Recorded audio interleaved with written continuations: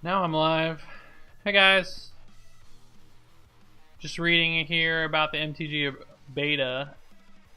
It looks like they're doing some this Sunday night, the 12th. Yeah, this Sunday night they're doing something. Cool.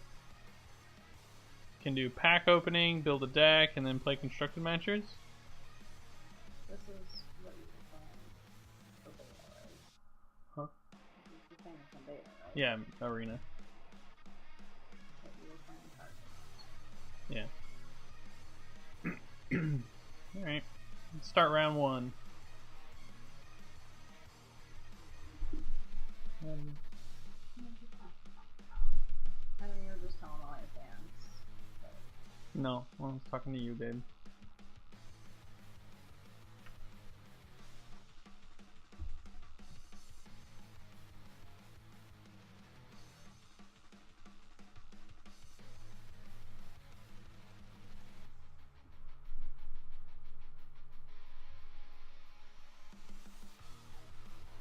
Lost the die roll. Seems important. you're off to a great start. Yep. This seems like a keep. I can play Fetid Pools and then Rogue Refiner on 3, Siphoner on 2. If I lead on Fetid Pools, it's possible. Well, now I don't know. This is tough because I kind of want to play around Censor.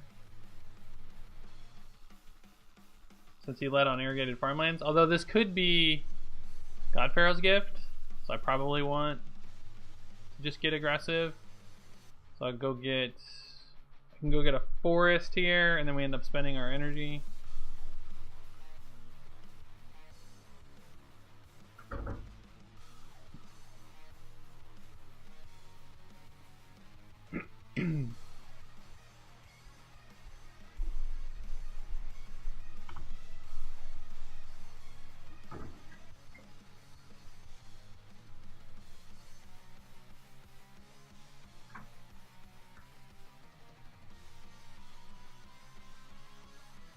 Either Approach or God Pharaoh's Gift, I would assume. Opponent's 1-1.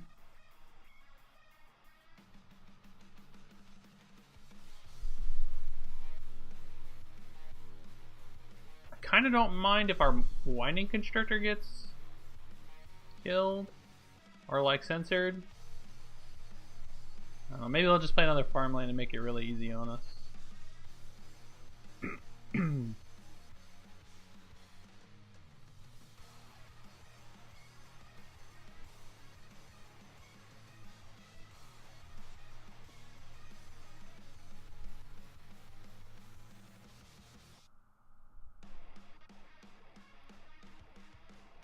Probably has a sensor.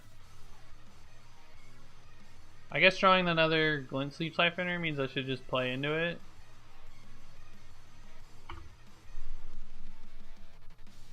Alright, that's good for us.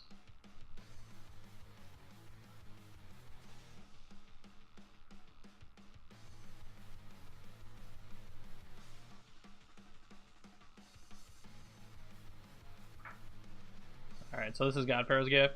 Sure.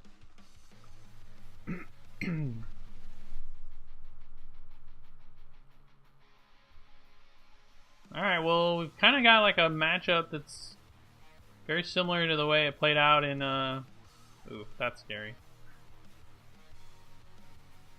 Might get turned forward here. Pretty scary. Turn forward. I guess he doesn't have anything in the graveyard, though. I'm on watch briefly. Okay.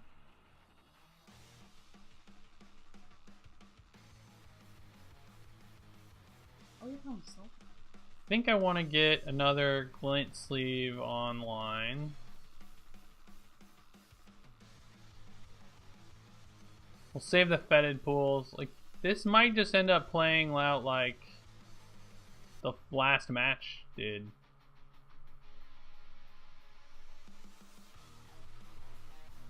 He's just on the blue-white.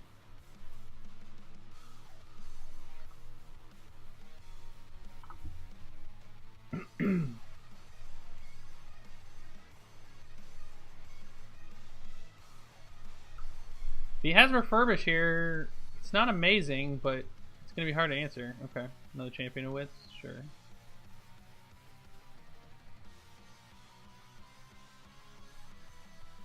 I guess walking ballista would be one of our better draws. So you can play a winding constrictor, walking ballista for 2, and then kill one champion and attack for 4. Yeah, this is definitely blue-white.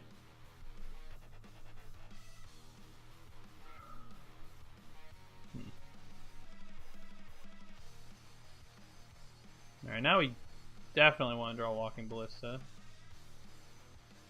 Get 2 draws at it.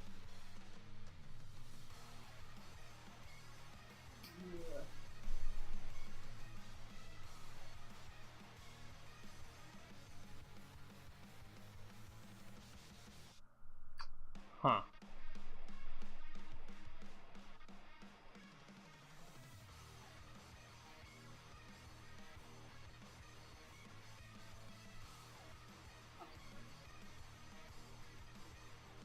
Yeah. I can draw 2 extra cards next turn if I play Forest, Winding Constrictor, spend my energy, play Glint-Sleeve Siphoner, attack with both. I'll go up to 4 energy. Problem is this refurbish. I don't know that I'm supposed to just like contempt something. Could also wait and try to draw into...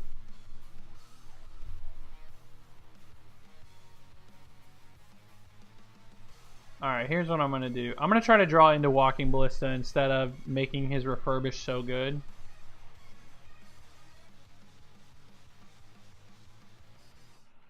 So this is going to get me 3 energy. It'll go up to 4, and I can draw 2 extra cards next turn.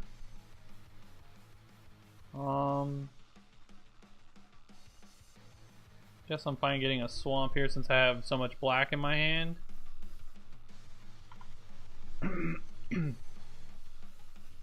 Like, I want to attack, but I don't want these Champion of Wits coming back yet.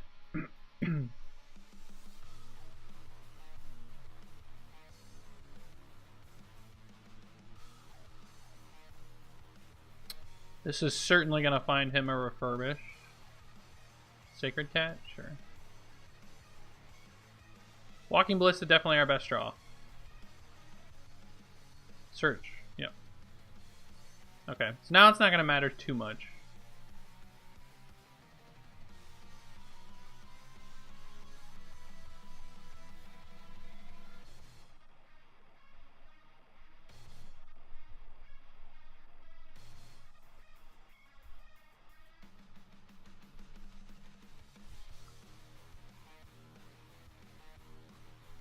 Oh, we don't even have Walking Ballista in our list. Duh.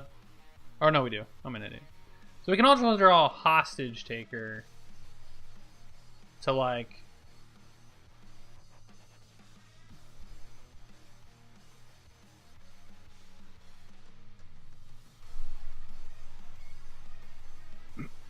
Alright, there's a Walking Ballista. Alright. So...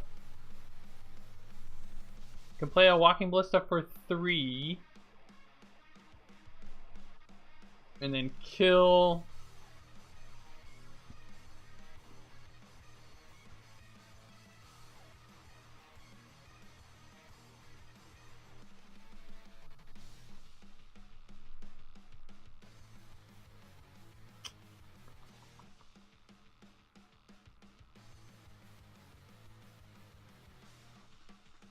This is tough. I kind of wanted to draw a Hostage Taker here.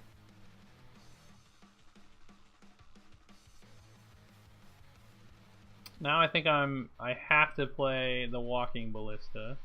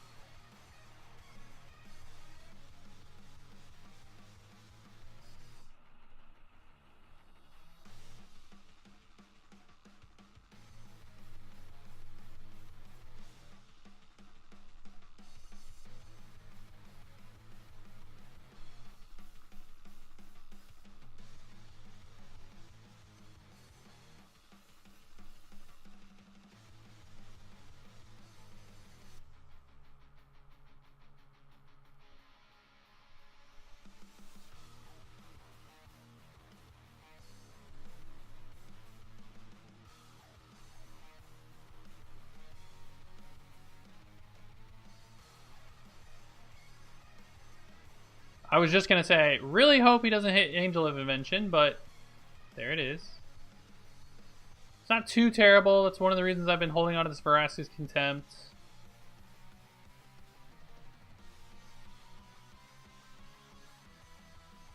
Here comes the Refurbish. Oh no, still doesn't have it. Okay. Oh no, he could have it. I mean, he's got 6 lands, 6 mana now.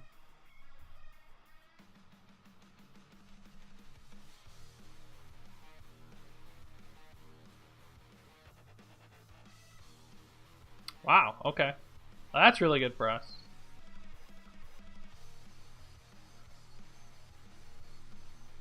We'll pop out his graveyard. Might be able to win from here now. Maybe I was playing a little too conservative. I don't think I was, but...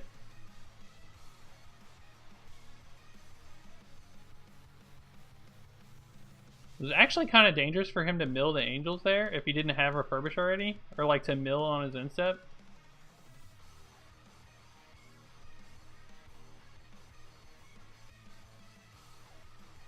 So we're going to draw all the cards. Even if we got to move to discard, that's fine. I just want as many options as possible.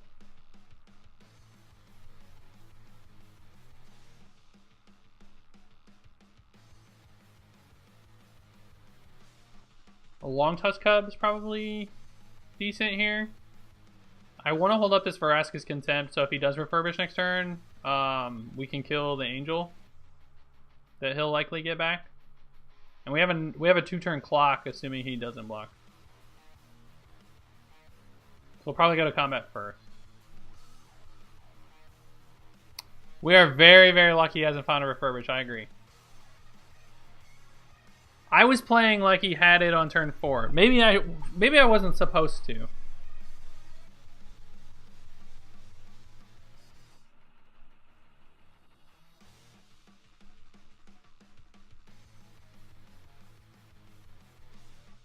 Alright, so I think we just play Winding Constrictor and then attack with our team.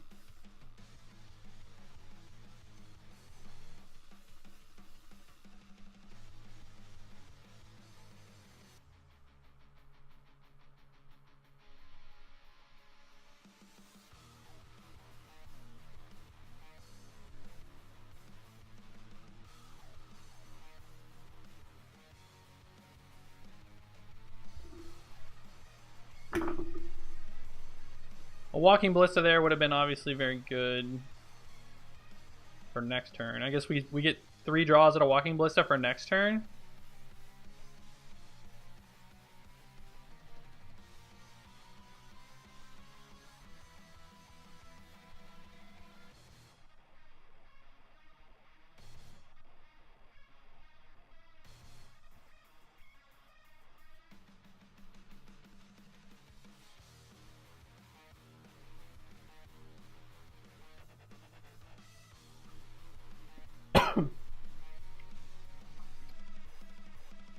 He's gonna mill a Refurbish. Oh, he didn't. Lucky.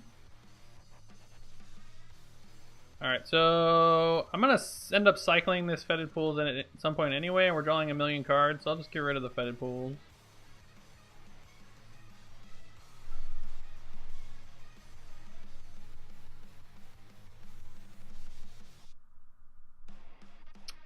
Still hasn't found Refurbish, that's pretty insane.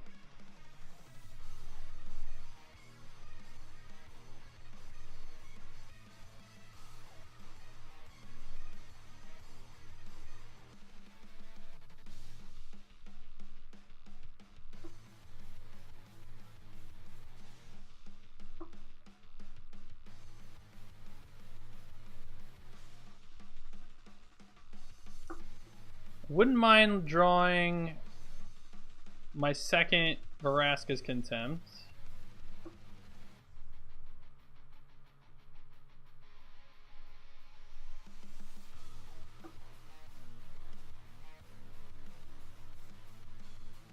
Walking Ballista here is very good.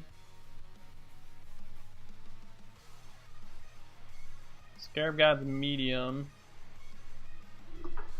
Hostage Taker. That's an interesting one.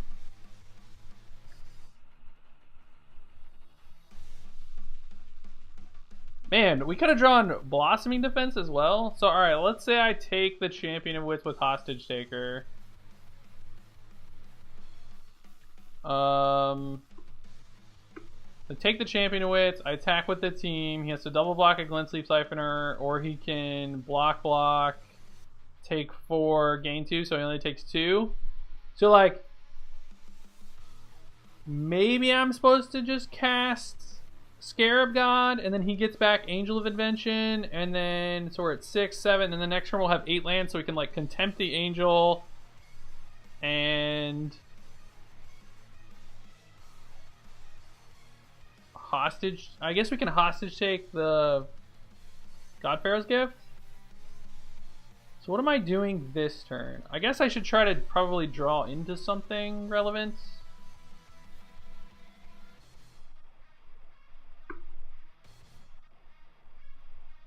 Let's say I play Rogue Refiner, and then I can Walking Ballista for 3. So I kill this, and then he dies.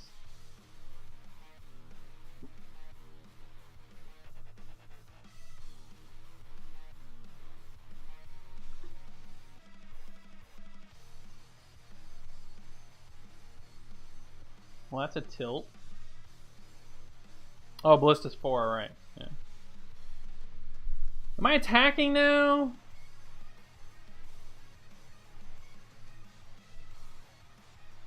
I think I am.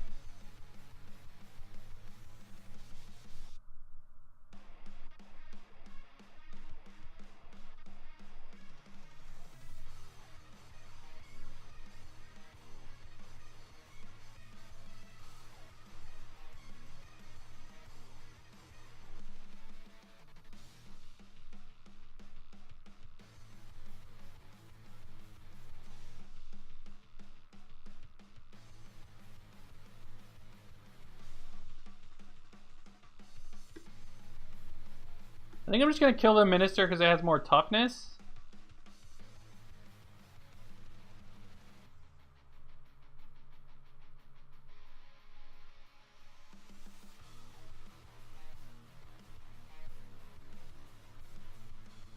I mean, it's like high risk, high reward, I think. So, like, tapping... I want to leave 4 mana open because if I brick, then I want to make sure that this Contempt hits his,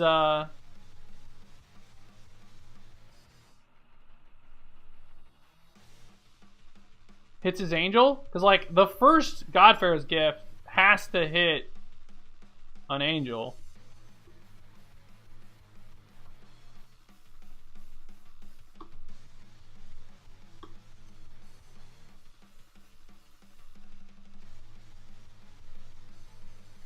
So he would need like double Refurbish, and if he had Refurbish, he would have gotten it already.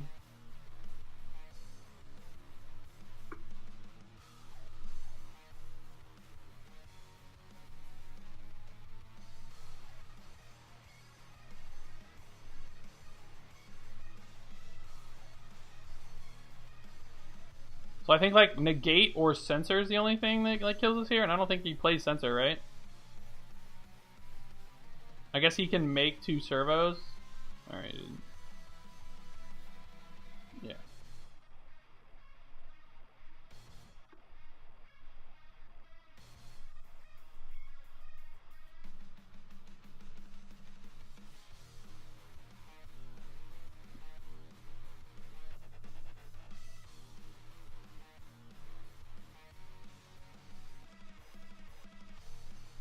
That's a tilt.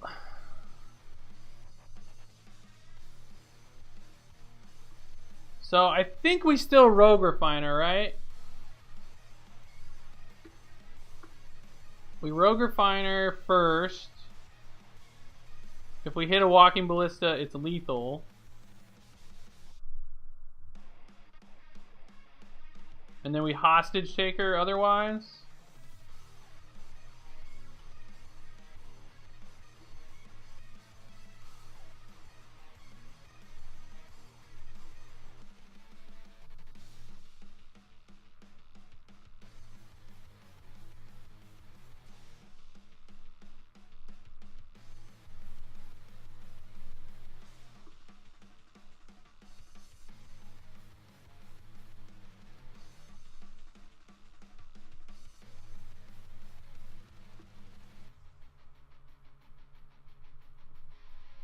Don't need to attune here. Am I attacking?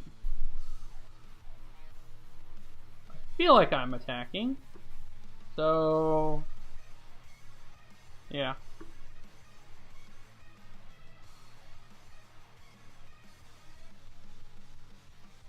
I'd rather rep that I have Blossoming Defense up.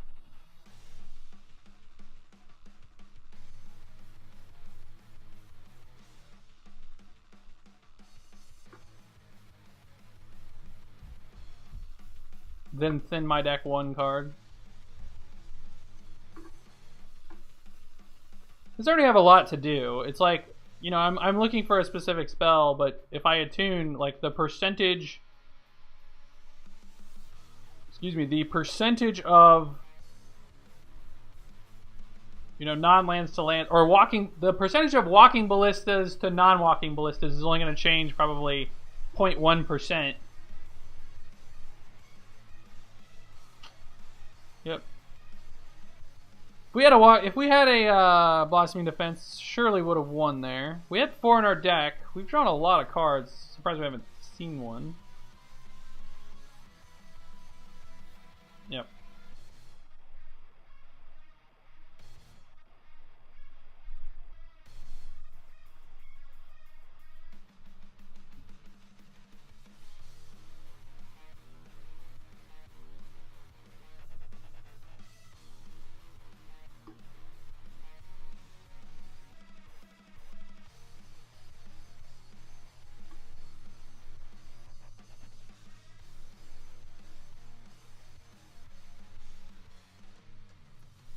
Yep.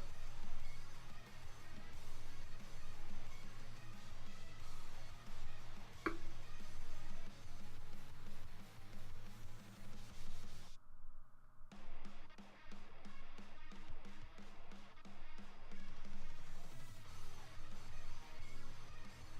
think I have to block now. He's gone too wide.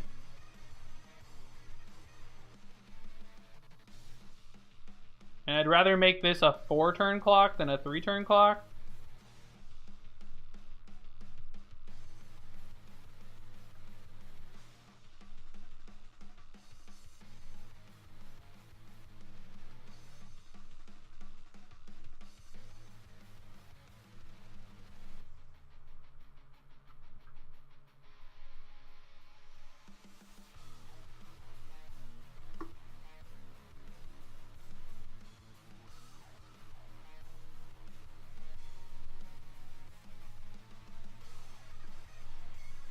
Alright.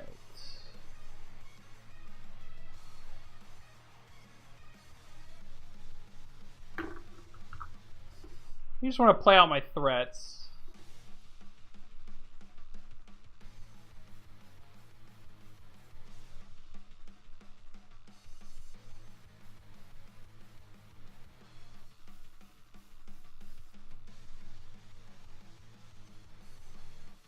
Can't really attack, unfortunately.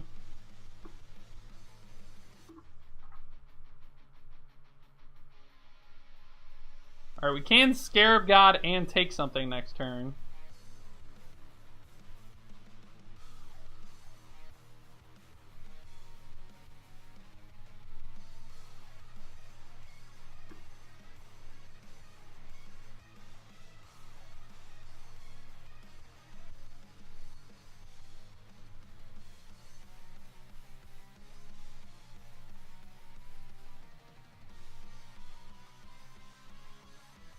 Eternalized Champion of Wits, sure.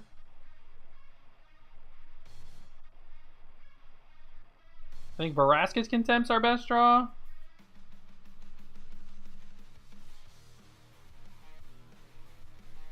Walking Ballista isn't terrible either.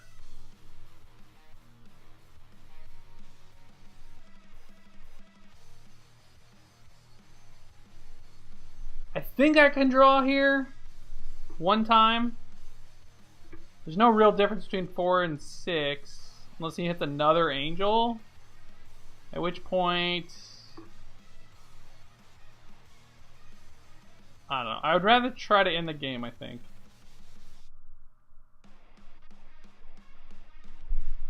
Alright, so we can... He's at 14. What's the CMC on this?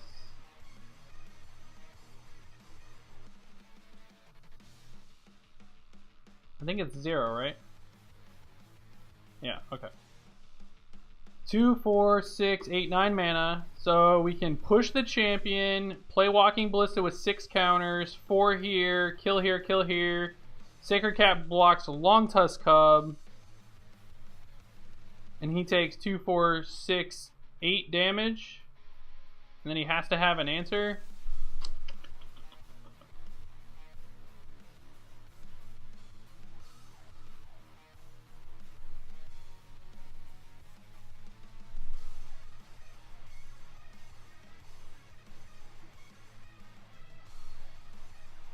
Yeah, kill the cat so he doesn't gain life, sure.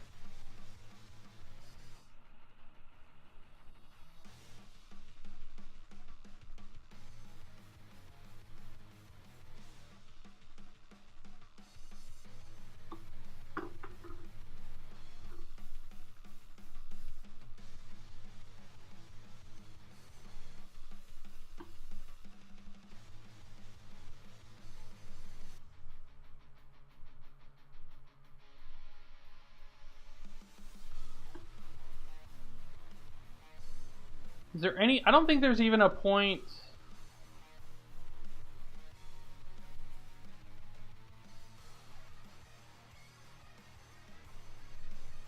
I don't think there's a point in killing a servo either.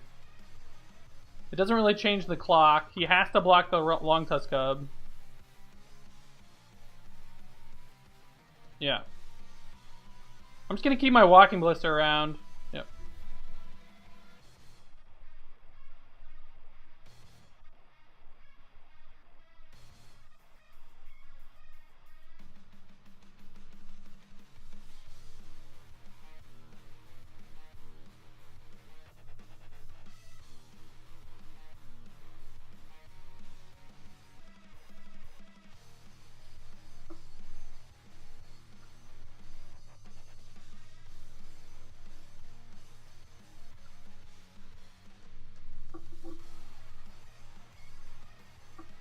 This is a hell of a game, man. This is intense.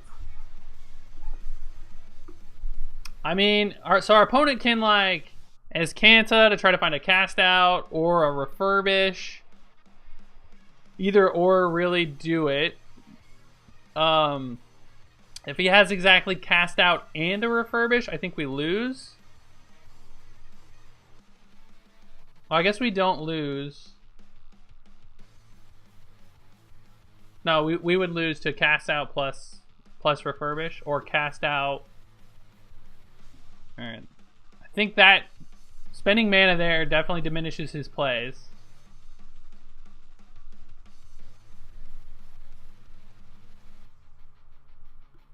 I don't think I'm going to draw a card next turn if I get to untap. I think we have enough on board and I have tons of mana sinks.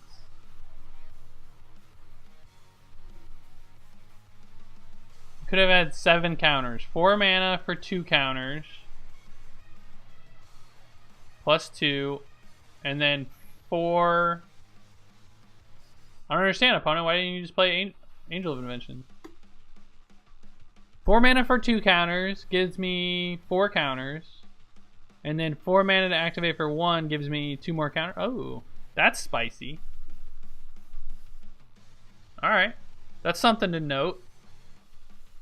Hadn't really thought about that. Alright, so we want Duresses. We want Deathgorger. We want Appetite. We want the Scarab God. We want these negates. Oh man, there's a lot in this matchup. Kind of want these Nissas.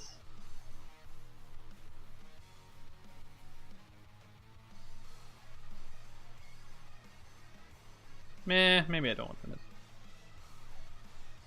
I kind of want the game to go a lot slower than that. Philosophy Defense out. I think these Hostage Takers go. Maybe I keep 1 and like hedge a little bit.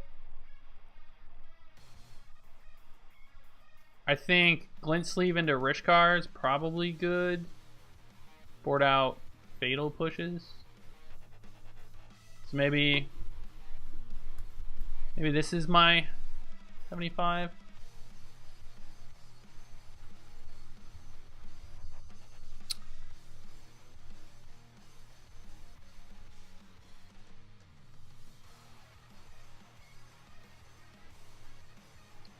Pushes do not kill things brought back with gift because gift says that it's a copy. And this is tempting because if we get them low enough, we can just untap and then make a bunch of flyers. The problem is if they get resolve an angel, then if they resolve an angel, then the Nissa lands just get blocked. And you know, it's really just like they take 1 damage, and I don't really want the game to go that late. If they're embalmed or eternalized, they don't have a CMC. Yeah.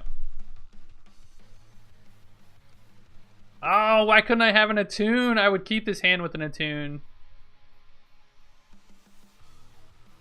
I'm gonna mulligan though, because we can hit cards like the rest. Now I'm gonna mulligan again because we don't have any lands. Alright. Probably need a colored source.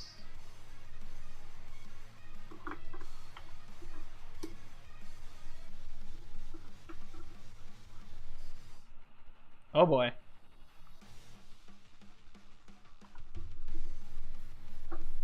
Oh boy. Definitely playing this long tusk cub. Hey, look at this. We're professional Magic players.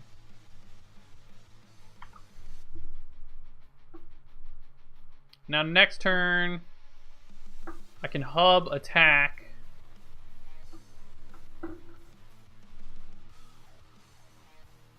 Just Champion of Wits. Yep. Well, that's unfortunate.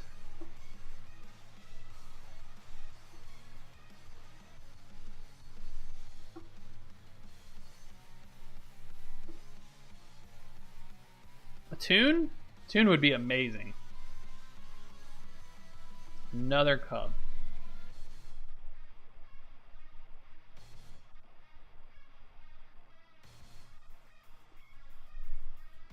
Well, this is not shaping up.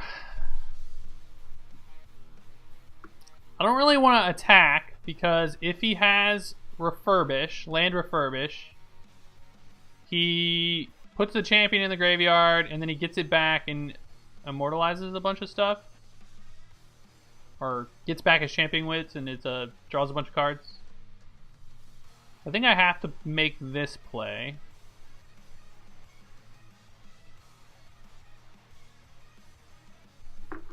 And then we can attack next turn because he kind of has to double block both of them.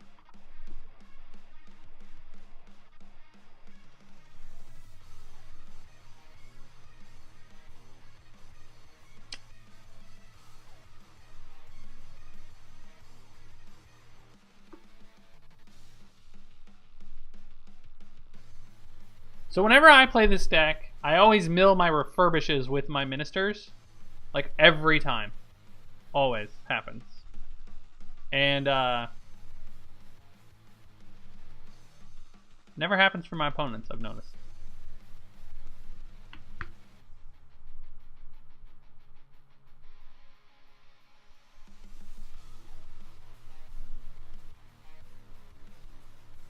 Alright, opponent, what are you thinking about, man? What could you possibly be doing?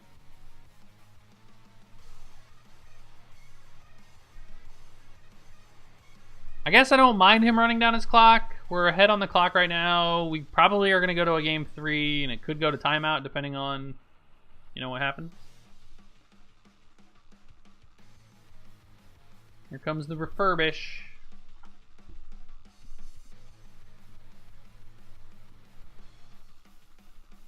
At least we have an answer to this. I'm going to draw an extra card. Definitely not blocking here.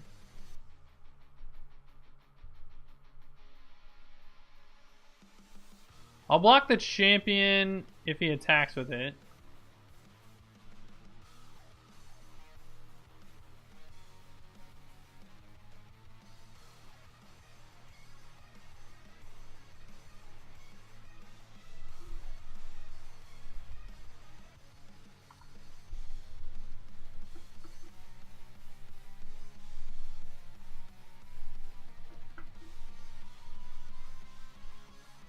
Watch him have another refurbish.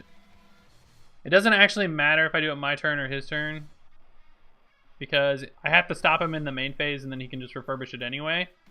So I should just play around negates and appetite on my turn.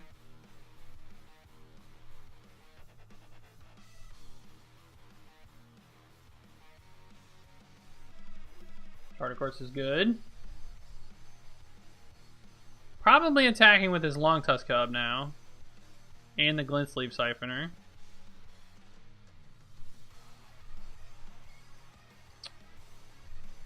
Well, that's interesting. I guess I'm doing that instead.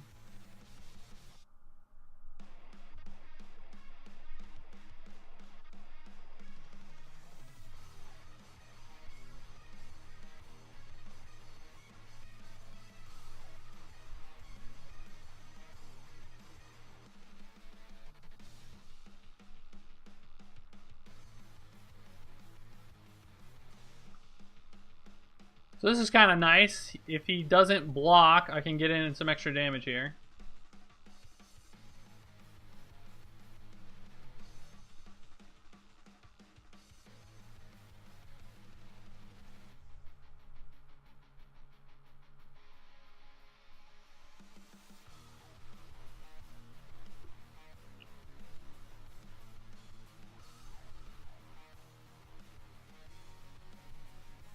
The question now is, do I draw a card?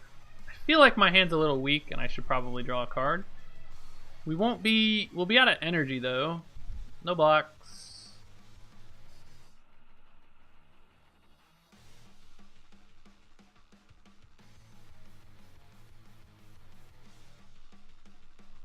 Man, Charter Course is so good in this deck. I love the interaction with Sacred Cat. Holy crap. Opponent's up to 7 cards again. Like, you don't care about a 1/1, so you just attack with it. I'm pretty sure I need to draw a card here.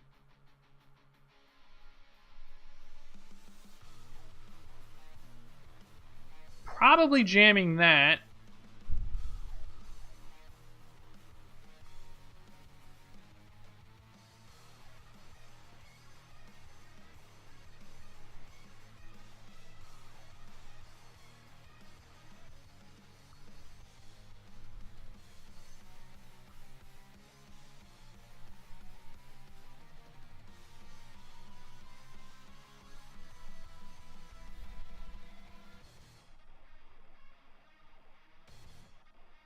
Nice, nice.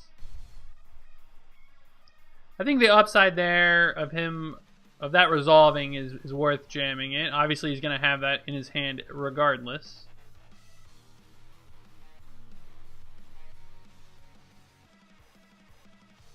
He's already played 4 Charter Courses, which is insane.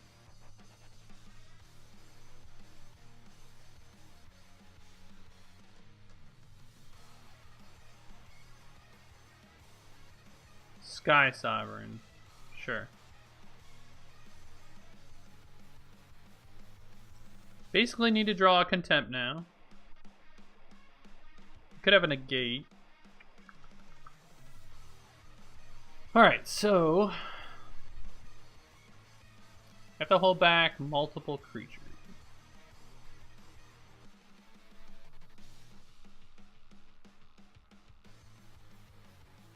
I actually think it's right to not spend any energy here. And then just play out both Long Tusk Cubs. And then whichever one the Sky Sovereign eats, we make a 4/4. Or tries to eat, I should say.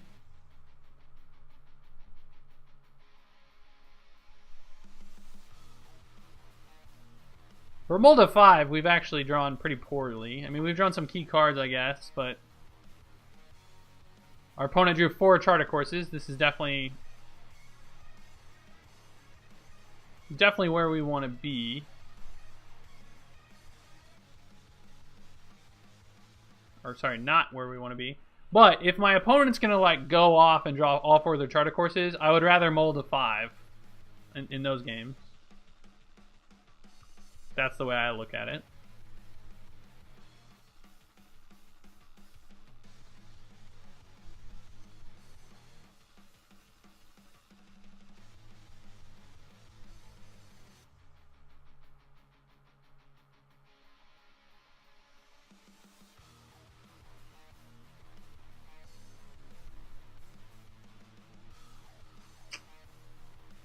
Yeah, that's pretty smart. What are you doing here? We have to trade our chump, right? So...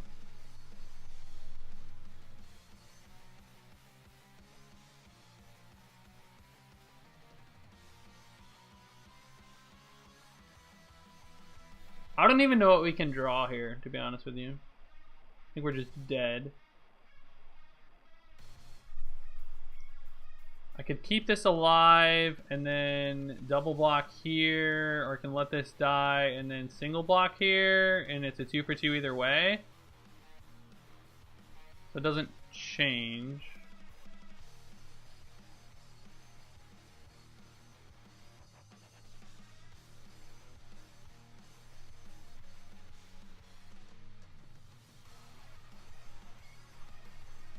Pretty sure we're just dead.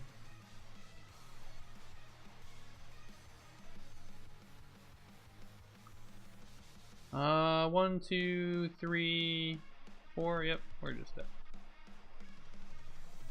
Alright, deck. Alright, so we know about Sky Sovereign, and we know he still left his God Pharaoh's Gifts in.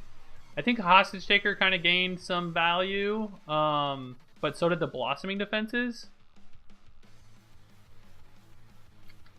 I don't want to be too spell heavy.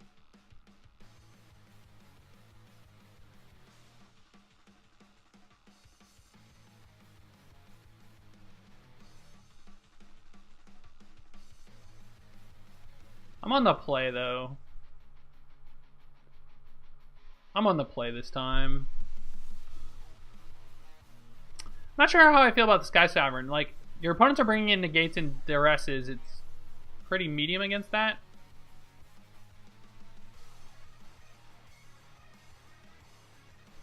Well, this hand is very good, so we'll keep it.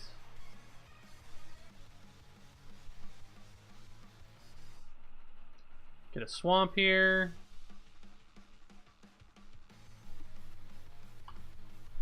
So the problem with Nissa is that I think I don't want the game to go long, and that's a very like go long card. That was a good draw.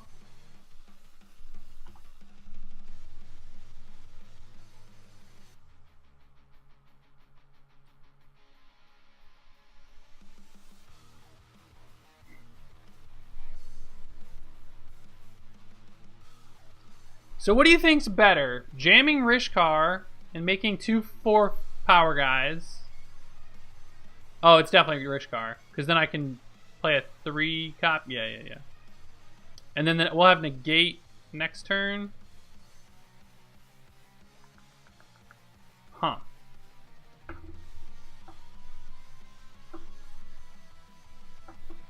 We kind of need to draw an untap land, but this is fine.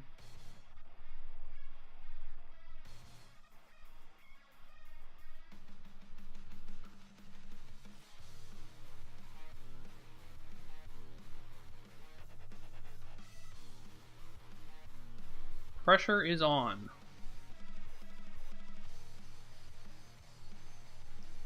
And now we don't really have to put anything to the board. If we draw an untap land, I might play a Walking Ballista for 1.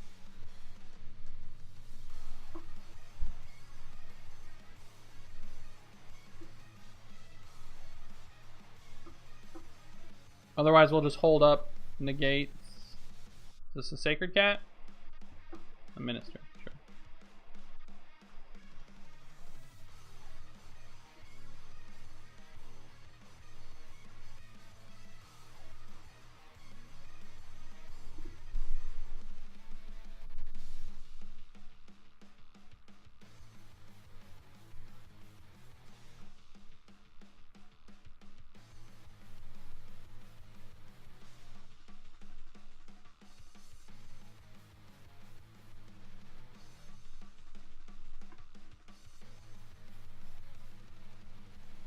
All right, let's think about this a little bit and whether this Walking Ballista is right. So if I were to cycle the Fetid Pools and play a Walking Ballista... Okay, so he taps out for something this turn. We negate.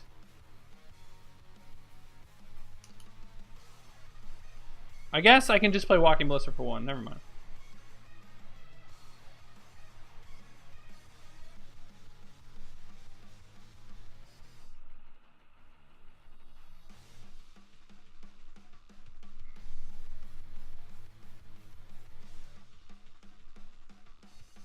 Champion of Wits, yep.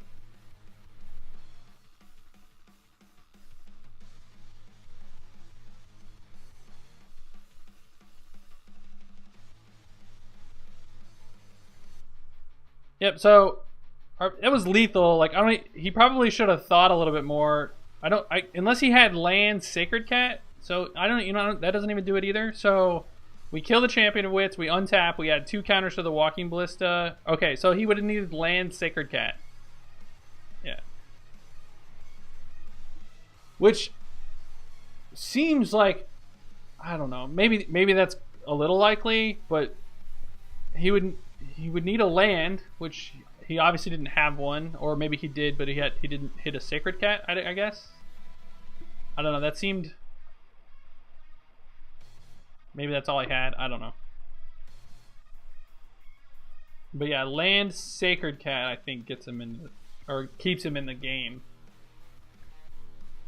for at least a turn. But then we still have negate. Yeah. Yeah, I think we were winning that game no matter what.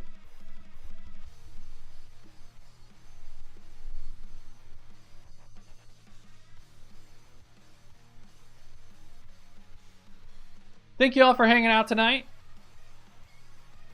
Playing some Standard, got 24 viewers. If you're new to this stream, consider hitting that follow button. Doesn't cost you anything, helps me out a ton. If you like the content that you're seeing, please consider subscribing. If you want to see the subscriber benefits, you can find them below the stream or in the information if you're watching on mobile.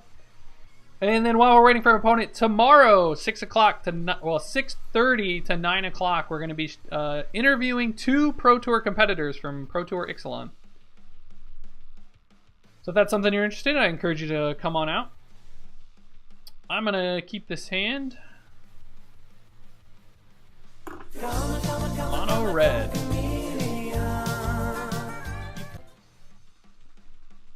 Hand is not particularly suited to beat mono red.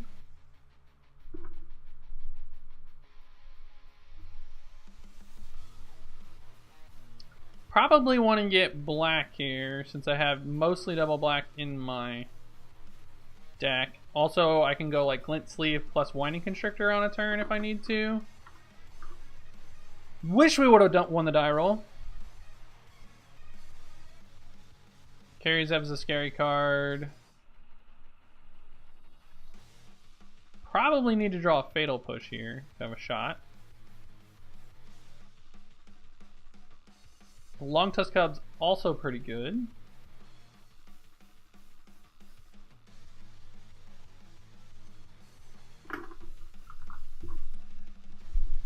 If we play Siphoner, that's probably better, right? So we can block the Beaumont Courier. I guess if he plays, yeah, if he plays Earthshake or Kendra, we probably want a Long Tusk Cub instead. But I'm kind of thinking, like, what are we doing with this Blossoming Defense? Maybe it's a turn 5 Blossoming Defense that we protect the Hostage Taker with?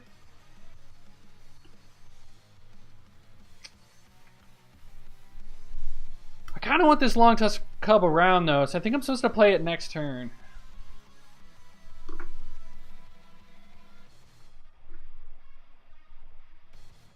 Probably going to get hit for a chunk here. Best case scenario, our opponent just lightning strikes our Glint Sleeve Siphoner. Yep.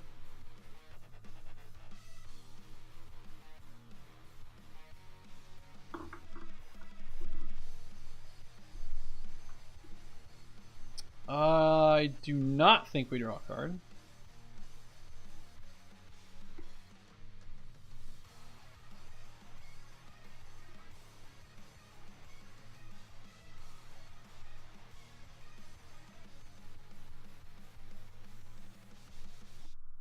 We do have an answer to Hezeret, which is good.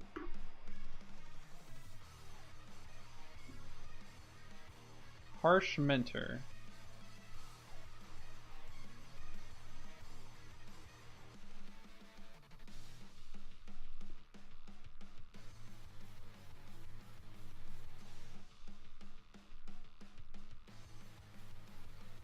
Alright, I think we're gonna take the Crasher.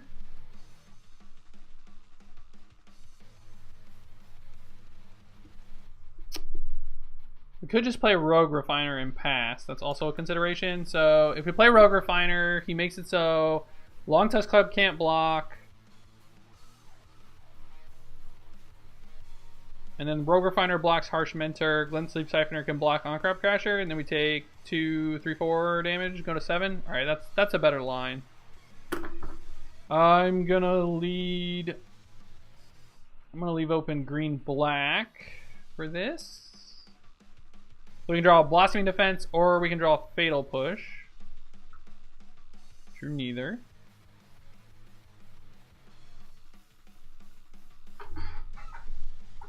Land Hezeret's very scary. That would be a very good hand out of our opponent to curve Courier into Ralzeric into 3 or 1, 2, 3 into 2+1 into Land Hezeret would be very, very good.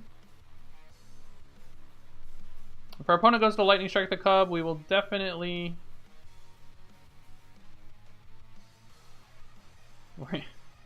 Alright.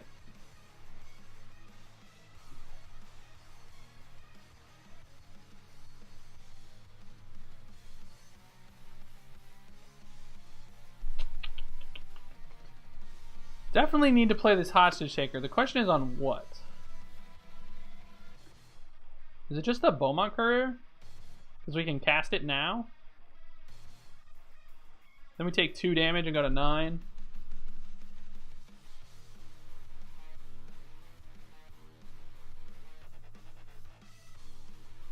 What all do we want to take? We could take Rampaging Ferocidon, but I don't really want him to have his Beaumont Courier with 4 cards.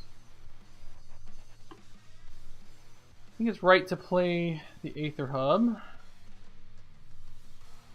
We can make this a 5/5 if we have to. Kind of need to draw some removal if we're gonna function.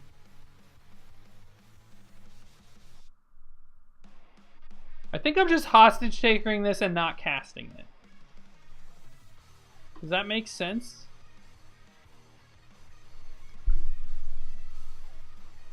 Is there a reason I'd want to cast it? I guess I don't want him to have it back. He can like untap Lightning Strike, play it, and then Alpha Strike.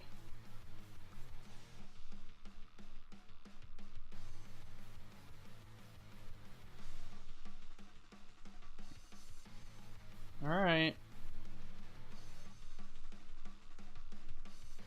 Please don't Hezeret me.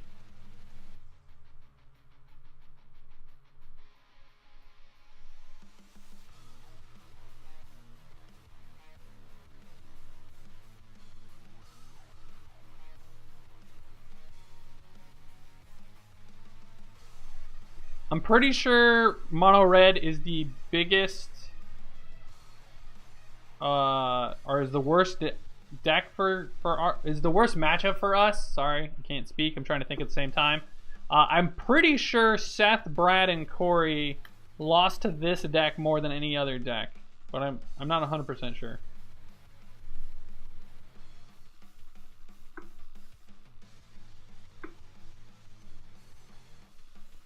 What did our opponent draw? Funnily enough, we can actually sack our Beaumont Courier next turn. With this Aether Hub, we could make a red. Might be in the market to do that, depending on what happens.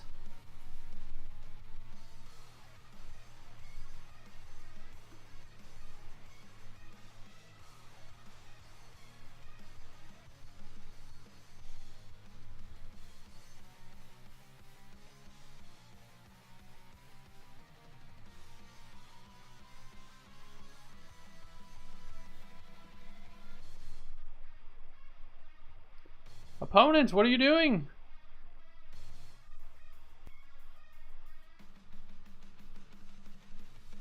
Yeah, I believe that is correct for Seth. But I think as a team, Mono Red made up the majority of their losses. I think they all had like 2 losses in Standard. And so across the 6, I believe Mono Red was the big one.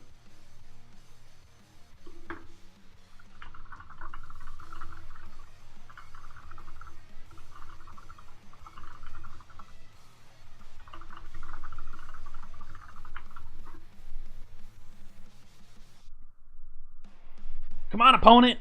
I got people to entertain.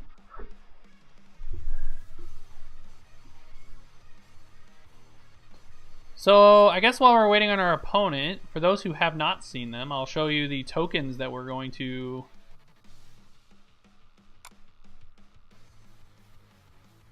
The tokens will be creating soon. So we're working on the back of them right now. We're going to do some, some advertisement kind of stuff. But these are the tokens that we're going to be printing very soon. Just need to get the back created, like I said. The current plan is to have them printed by the end of November, and then we'll send them out sometime in December. Maybe we'll have them ready for people for Christmas. I don't know yet. But yeah, these tokens are great. If you're interested in receiving them, they are part of the $9.99 sub package. And I will pay for the shipping to get them to you. I will handle, stamping.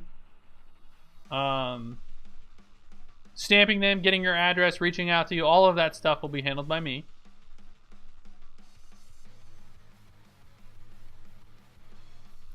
And then again, if you, we had a few more viewers show up, so if you're interested, tomorrow, 6:30 to 9 o'clock-ish, we'll go tell as long as the interview needs to go, I guess.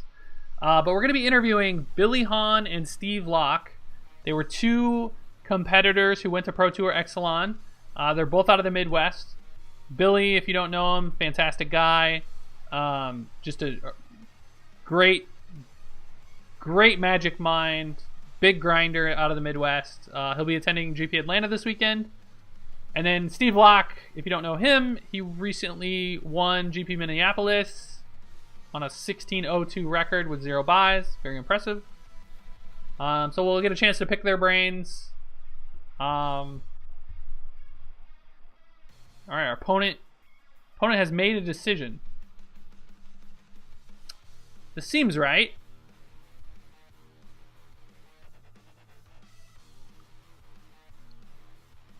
All right, so long toes can't block. That makes sense.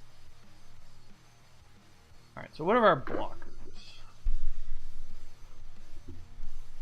So hostage taker on Mentor, Rogue Refiner, Courier on this, and then here. So we take 4 damage and go to 5. Does this block make sense? Because he gets to kill both.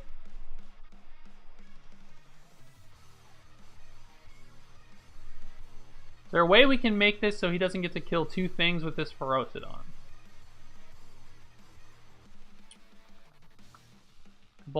We'd have to block hostage taker and something else on this, but then the Rogue Refiner dies here anyway.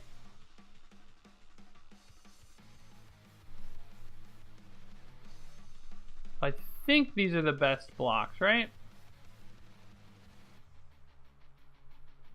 It has Menace, which is why I have to double block it.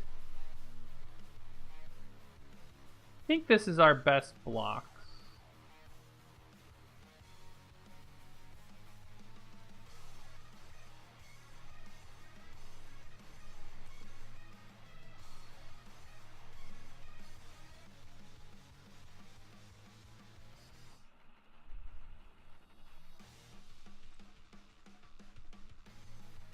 Really need to find a fatal push though. We're at effectively 3. Alright, blue, green, colorless. I guess if we draw another Rogue Refiner, I want to have this Aether Hub up, right? So I can make a blue if I need to. Yeah.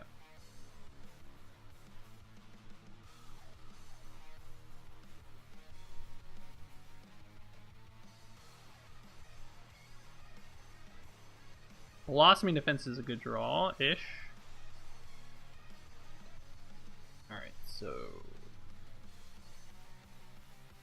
play Glint Sleeve Siphoner, and then I think I attack, right? So... I'm like dead to most things anyway, and I need to end the game, so...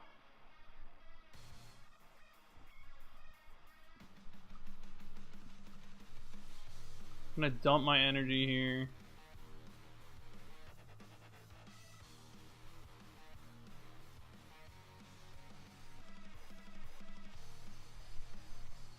Oncrup Crasher doesn't do it.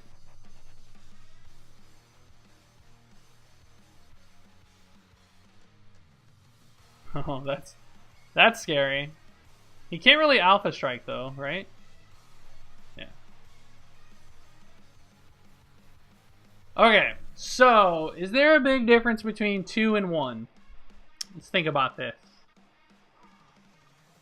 So our opponent's at 13. I guess a Scorched Desert like kills us, so I can't draw a card. Alright, that's pretty good. So I Fatal Push Karazev. Skullscar Mage gets in front of Long Tusk Cub. Alright, so I play my Aether Hub for sure.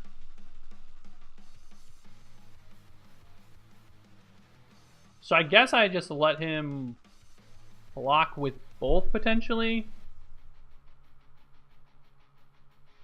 So what all am I attacking with? So I think I can present lethal here, right? So 6, 7, 8, 10, 11, 12. Oh, I have to attack with everything to present lethal?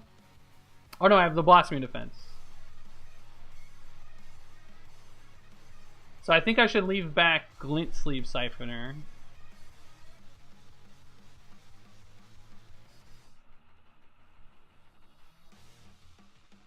And then I Fatal Push Karazev post-combat.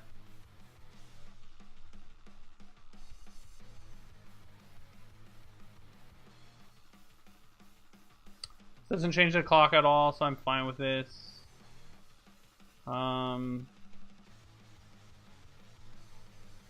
Blossoming Defense worth it is not, because Oncrup Crasher will kill me. So yeah, we'll just go to damage.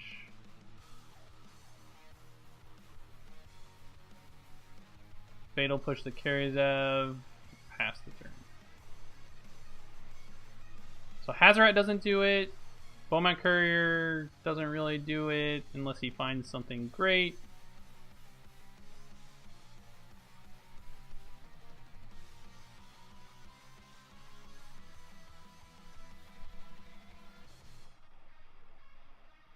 Oh, don't be a burn spell. Don't be a burn spell.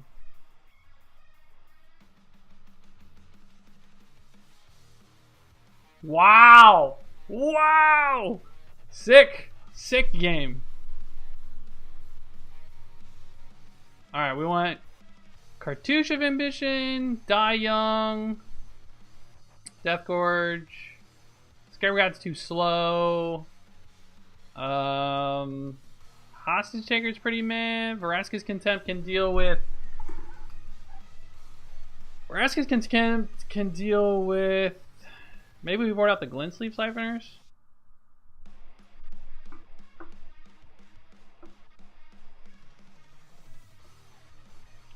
On the draw, is Rishkar? Yeah, Rishkar's probably still fine. I think the Glint Sleeves are probably the worst cards, right? And then the Essence Scatter can hit Hazoret. Is that worth bringing in? Like, take out an Essence Scatter... Or bring in an Essence Scatter and take out a Hostage Taker?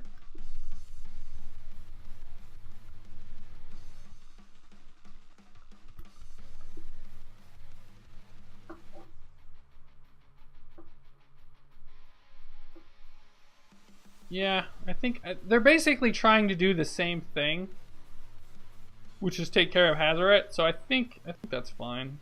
Cut a Refiner? I don't think I'll ever cut a Refiner. Oh, look at this hand, guys. This hand is so good. Tune into Long Tusk Cub. Oh man, living the dream.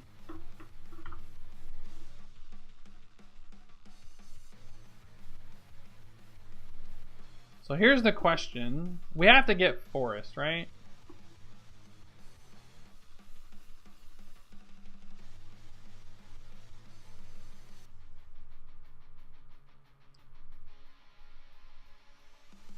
I cut... So the thing is I cut 2 5s, or I cut a 5, and I cut a 4. So I don't know that I need to cut a 3 as well. But yeah, I need to get a forest.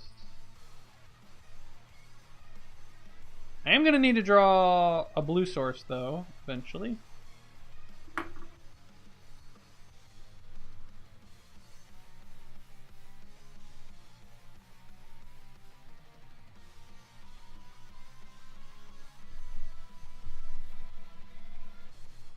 Is Whiting Constrictor better here? It is, right?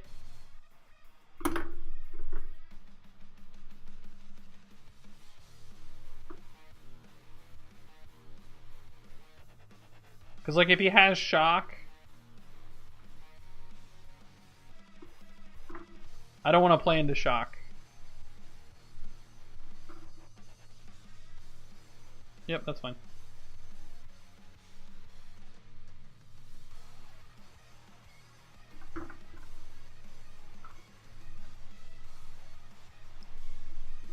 Fetid Pools isn't bad.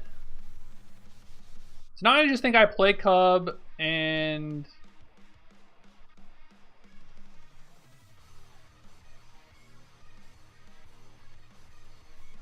just immediately put a counter on it.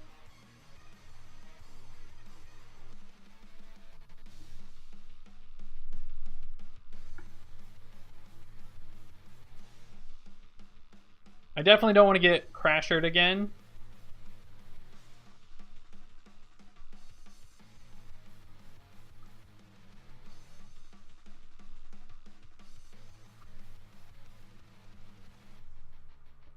Which is why I didn't attack with the Whiting Constrictor.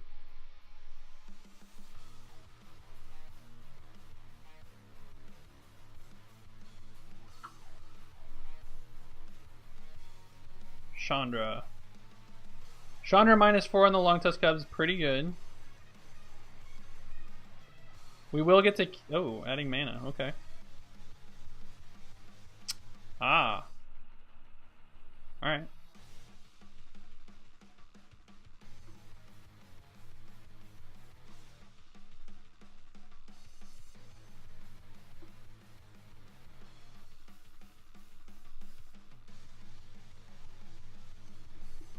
Oh, right. Okay. I was like, why did that die? But then I remembered Whiting Constrictor.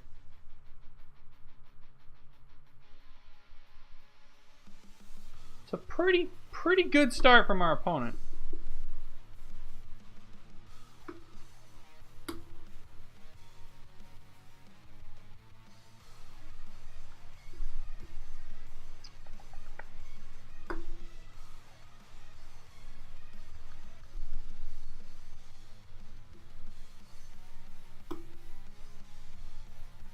We needed to get Forest that turn so we could play Whiting Constrictor.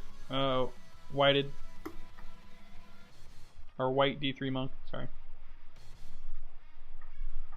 I kind of want to kill this On-Crop Crasher, but I'm not sure how I want to kill the On-Crop Crasher. I guess I'm supposed to wait a turn. I also think killing the Soulscar Mage is, like, kind of relevant.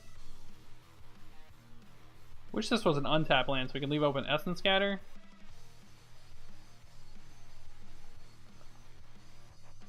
Can't kill Chandra. Can only make this a 2. The Soulscar Mage is pretty god-awful with Whiting Constrictor, so I feel like I have to kill that.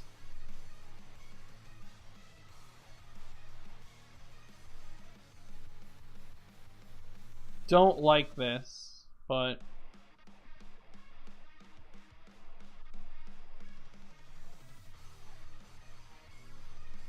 I want this to exert one more turn. I don't want him to swing in for 6 twice. Or I want Chandra to minus.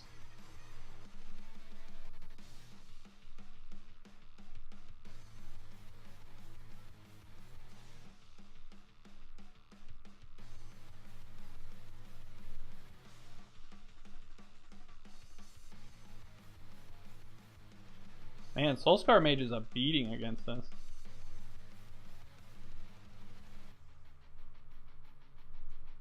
More mana? Is this a Glorybringer?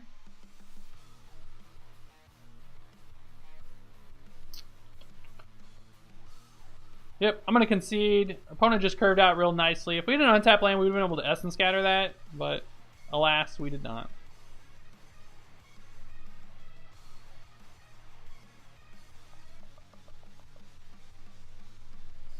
I don't think Negate for Chandra is worth it. I'm just going to run this back.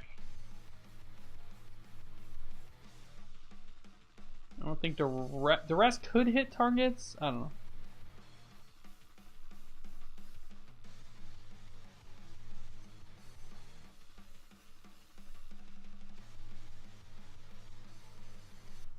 Pretty sure this is a keep on the play. We're a little land heavy. But these two cards are insane.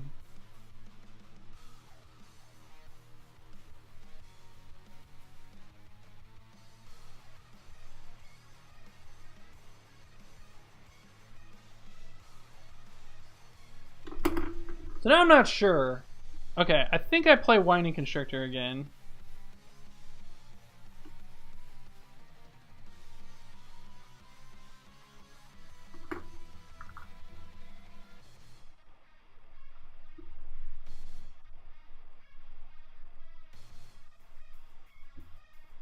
Yep.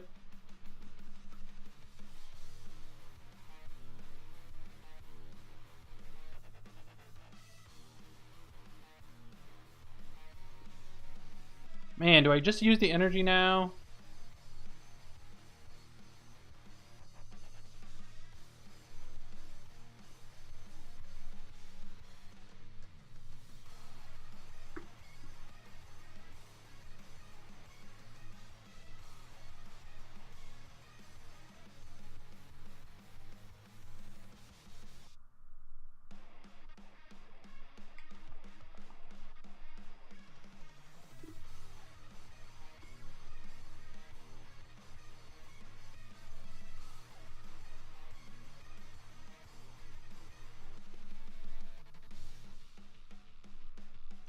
And that's why we cycled, was to see if we hit a 1-mana spell or an Essence Scatter. So whether, because otherwise we play the Blooming Marsh tapped.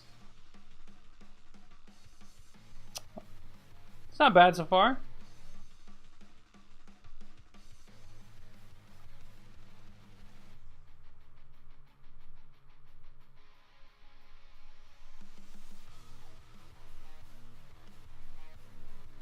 Chandra here, minus. Seems decent.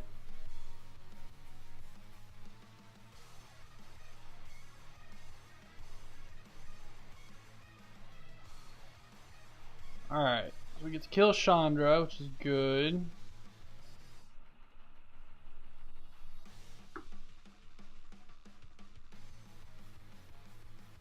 Little afraid of a Glorybringer though.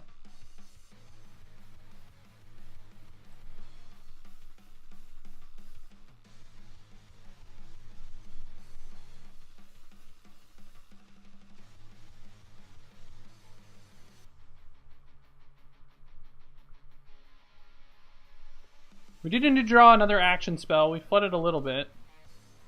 God, our opponent has just gone off.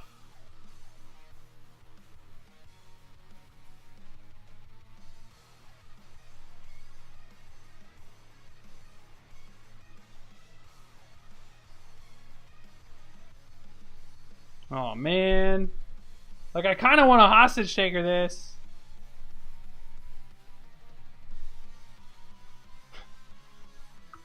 Opponent has 4 cards. I think I'm supposed to wait.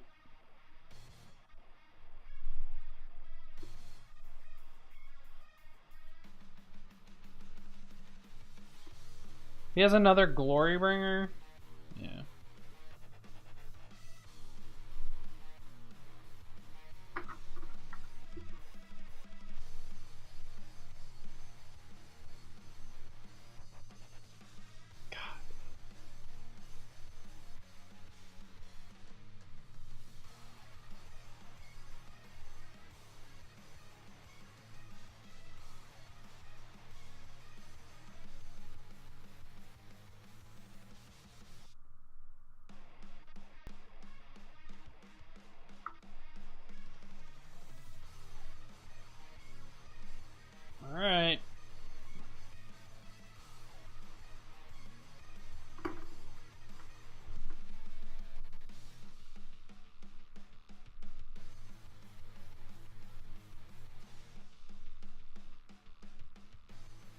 There's Hazaret with 2 cards.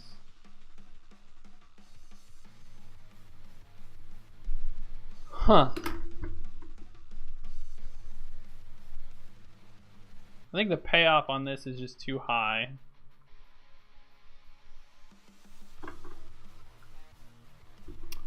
So this is an interesting decision. All right, so my instinct is to play Hazaret, right? Or to play Hostage Taker and take the Hazaret, right? The problem with that line is, if he has a removal spell for it, we die. So what I'm kind of leaning on is playing Deathcourt Scavenger, because our opponent's incentivized to empty out their hand. And when their hand is empty, our Hostage Taker becomes better, right? So I think playing the Scavenger is the right play here. It is going to suck if he has a shock. But if he had a shock, he would have shocked us and attacked for 5.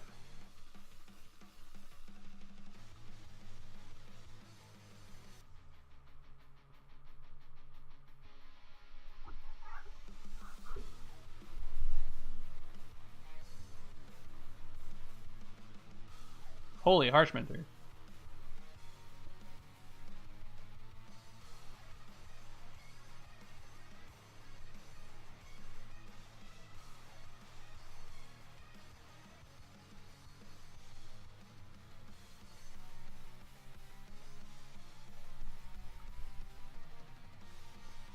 Alright, and then I think I attack here.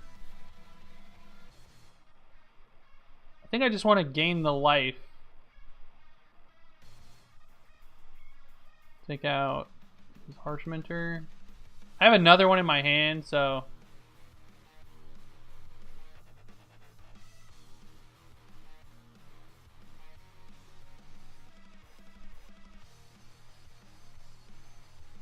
Alright, don't have removal for my Hostage Taker. Oh, he just has another Hazaret? Sure. So I kind of want to draw an untapped land, like, really badly.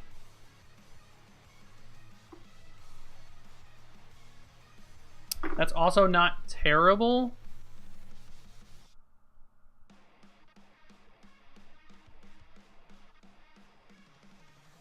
Oh, I need an eighth. I need a tune.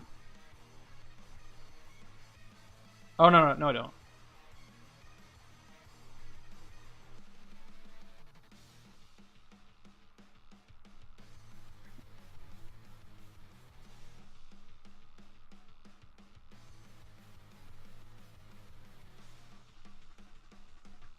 Alright, so we're kind of in an okay spot. We can block his Hazaret.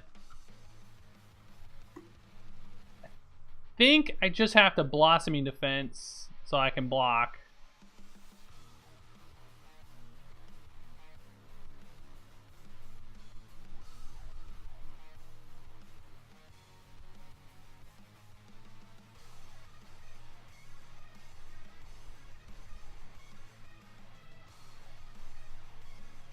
Tune. Get swamp again. Play the swamp. Alright, so am I attacking? So we take 2 down to 8. I think I attack with the Hostage Taker.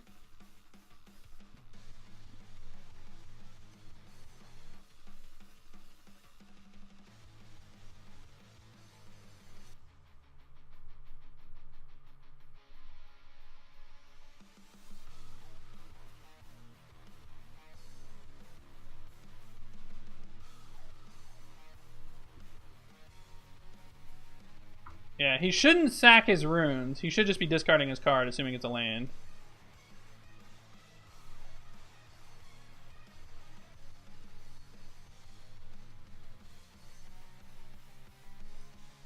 It's gonna be a close game.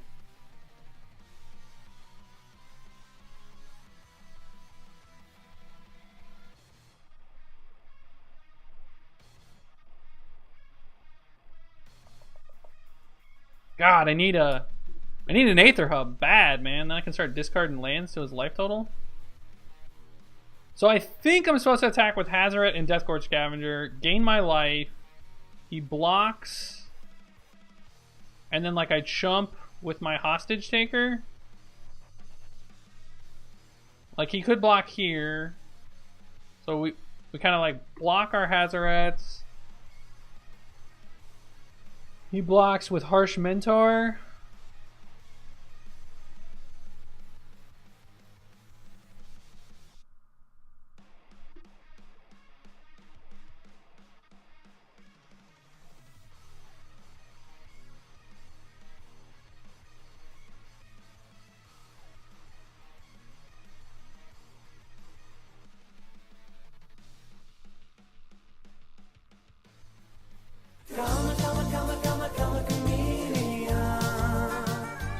Maximilano 239, thank you for the follow. Appreciate that.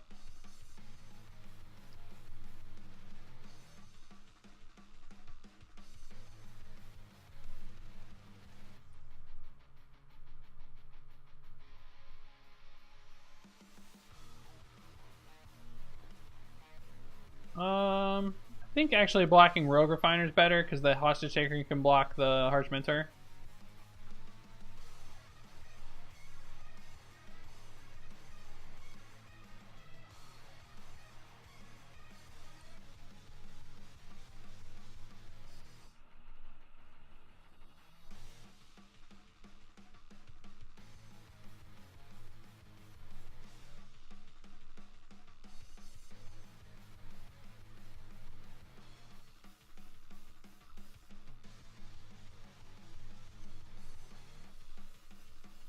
Another Karizev. It's kind of gross.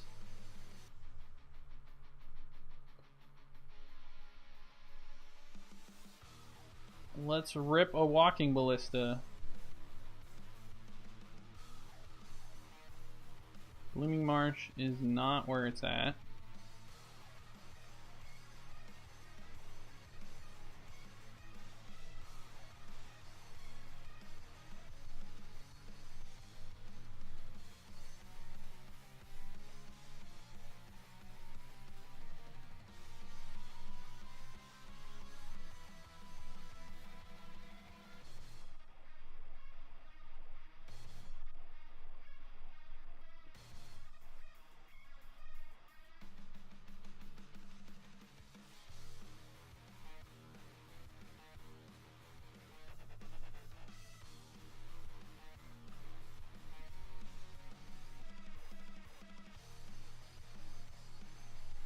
Alright. Yeah, I think this is worth it. It's a little loose, but we gotta kill him.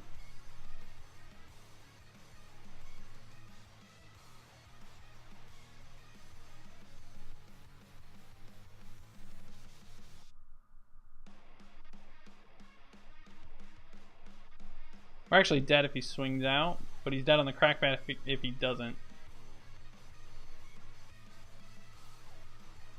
Yeah. Alright, so we have to kill him this turn or gain some life.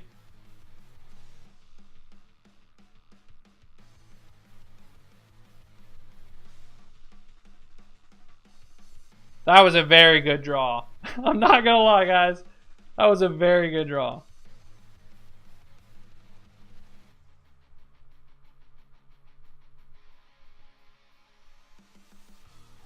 So I believe we just attack with Long Tusk Cub.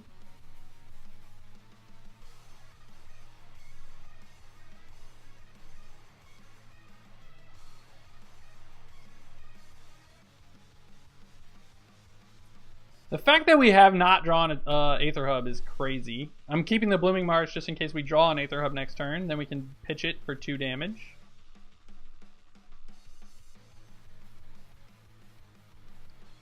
We're dead to Lightning Strike. Okay, doesn't have Lightning Strike.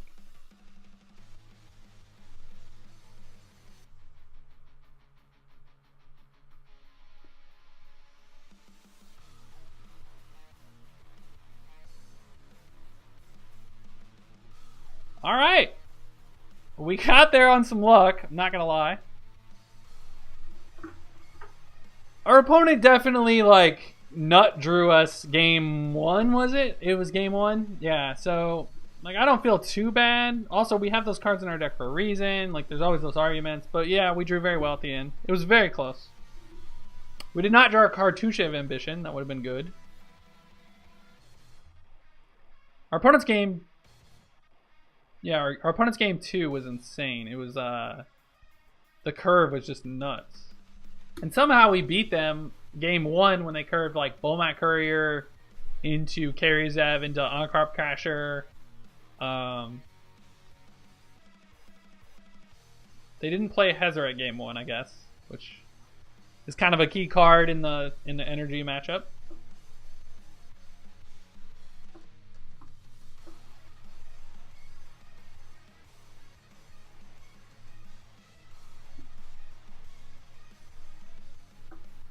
"33 people hanging out, viewing the stream. Thank you for stopping by.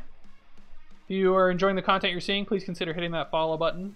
It does not cost you a thing. It helps me out a lot. I say that a lot. I'm sorry for those who hear it all the time. This is a keep. We are on the play as well. So I'm going to lead on Botanical Sanctum just to negate a little bit of information on what we could possibly be. I guess I'm planning on getting a swamp here anyway, because I have double black in my deck, so I guess I'm giving away... I might be giving away some information. Strugs Hugs with the follow. Thank you, kind sir. Also, Joke1121. Joek? Joek. Basic Forest with no attune.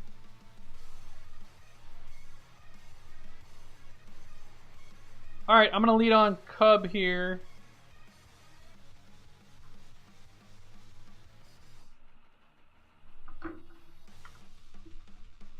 And then next turn we can Winding Constrictor, Fatal Push, and then make our Cub gigantic.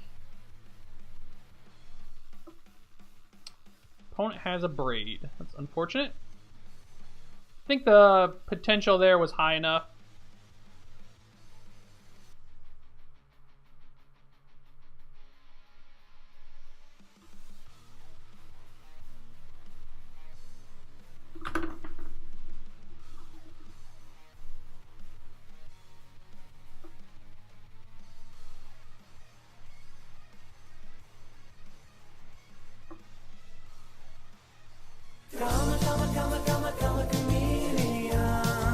Shaft K215, thank you for the follow. For those new, we stream every week, Tuesday, Wednesday, Thursday, from 6 to 9 o'clock.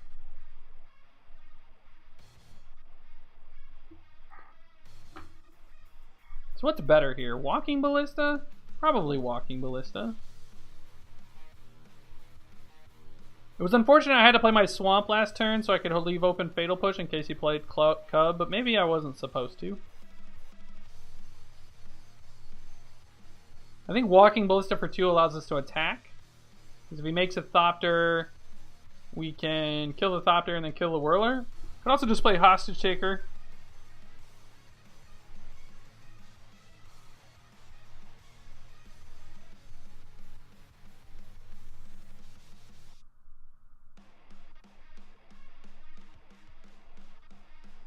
I think I like the Ballista play better.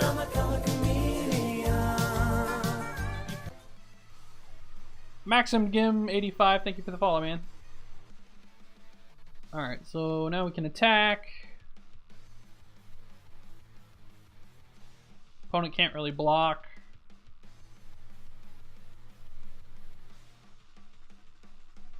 I could have attacked first, but I don't think I care too much about this Whirler Virtuoso, and just getting like a really big Walking Ballista to start attacking with next turn seems good.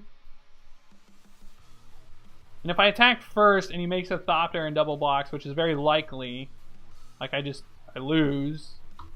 I mean, I lose my Winding Constrictor, and then I can play it post-combat and kill a Virtuoso, but I don't think that's a good trade. At this point, I think I want to draw Blossoming Defense to make my Hostage Taker a little bit better. A Braid on the Winding Constrictor. Sure.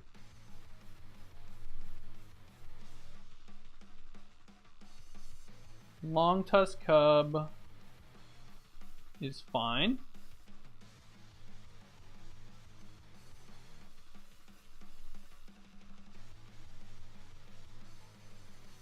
So now I think we can attack. If he double blocks, we can Cub. If he blocks with Whirler Virtuoso and a Thopter, we can Pump. So I think this is a safe attack.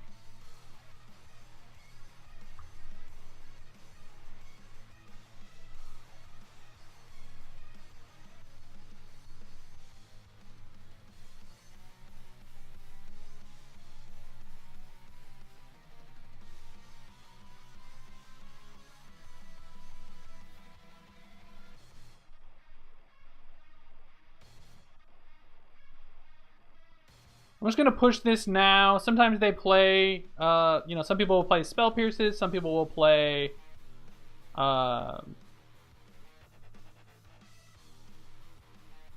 Blossoming Defenses in their teamer lists.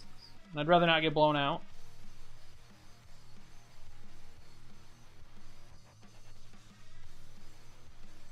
Opponent has abraded us twice, so he still could have Harness Lightning.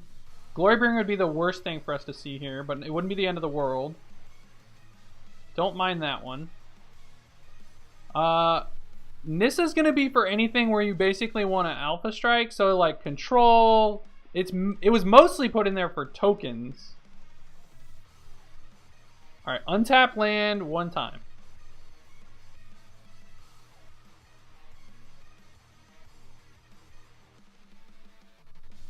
Alright, so I'm playing Hostage Taker, and then I'm taking the Cub, and then I'm casting the Cub. Yeah.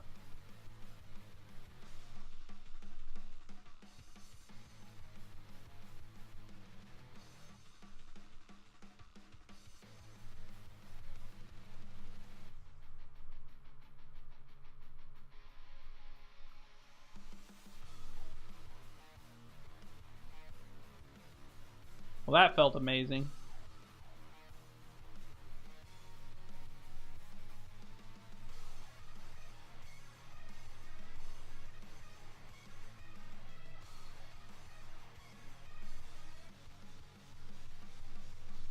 I would not bring Nissa in matchups that had like combo decks like God's Pharaoh's Gift. I would not.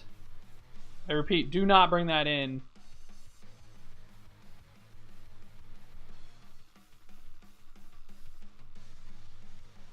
I'm gonna let him go to blocks. The 1/1 flyer isn't like anything in particular here. It's possible I was supposed to not attack with a Walking Ballista. That might have been a little aggressive because I have this Widening Constrictor in my hand. I could have played it next turn and then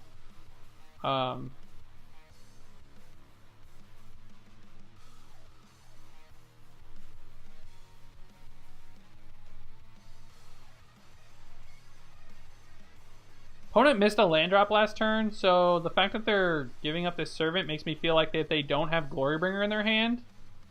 I'm just going to let this happen. I think it was a loose attack, though.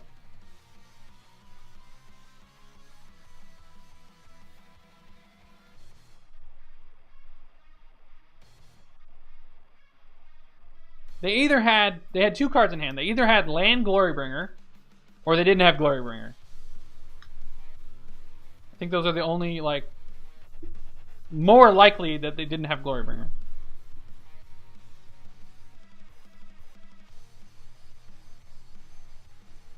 The thing is like, I want to keep the board clear because I want this Long Tusk Cub to get huge next turn with the Winding Constrictor. So, like, the fact that he's, like, giving up a Thopter there is actually beneficial for me.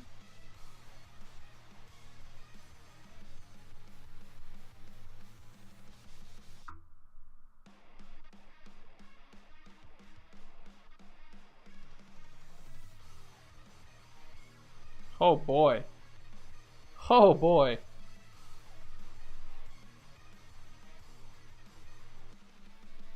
Is this a Harness Lightning? Oh, that's a tilt. So I kind of want to make him spend at least one energy so he can't make a Thopter.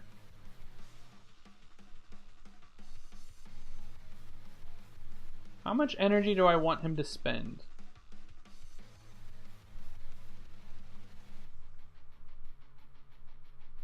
definitely am doing this. So, if I take him down to 1 energy, is there any value in that? I don't think so. I guess, yeah. I think that's right to do. It's unfortunate that they drew the Harness Lightning there. It's probably why they cycled, though.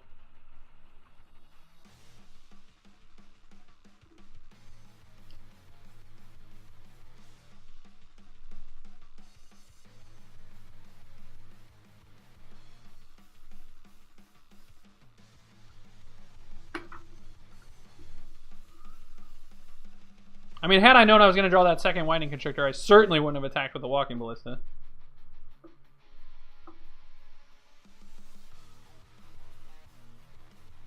They must have cycled into Harness Lightning. That's the only thing I can, like, see.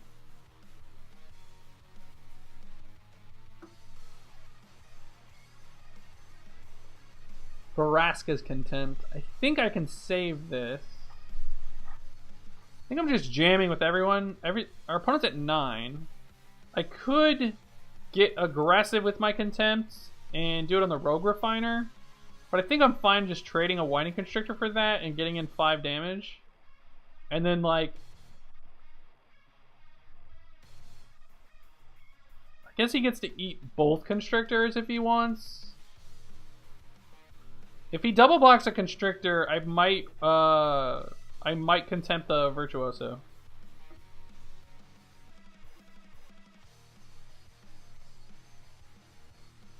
I kind of wish he would have made a Thopter there.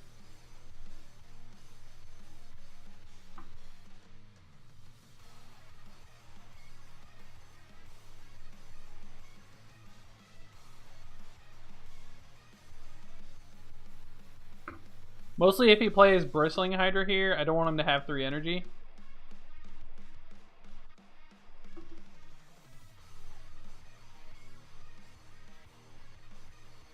Chandra, sure. Add 2 mana. Sure. He's got another Virtuoso. Alright. Time to think. He can make 2 Thopters. I think I have to Contempt the Chandra now. Now I really wish I wouldn't have attacked with that Whirler Virtuoso, or the Ballista.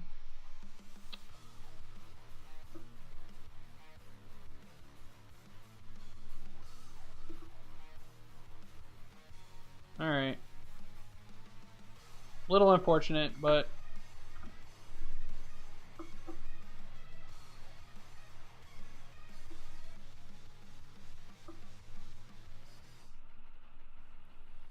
I'll swing with the team. Trade this Blossoming Defense for one of his Whirler Virtuosos. If for some reason he doesn't block one of them, we have lethal.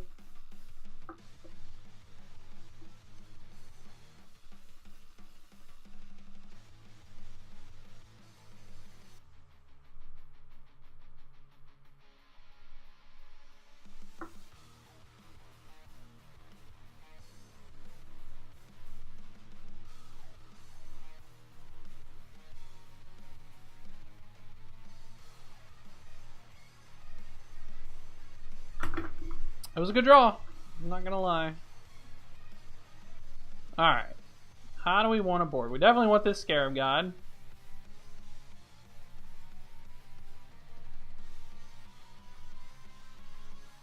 Essence Scatter is probably fine. How heavy are they going to go on Chandra?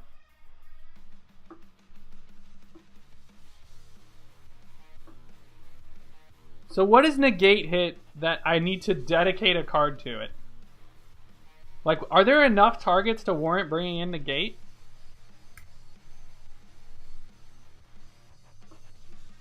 Alright, Ku's a good, yeah. Ku makes me a little worried.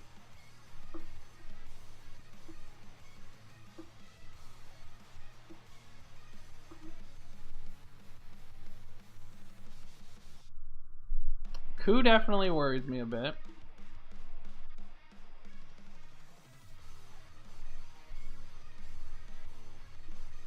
I think Walking Ballista on average is pretty bad in this matchup. In fact,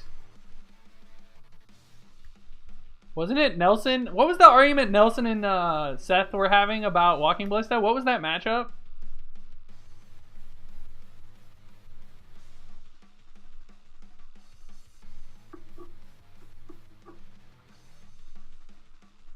Nissa seems just okay. It is a different level of attack. Maybe if we're on the play, I bring it in.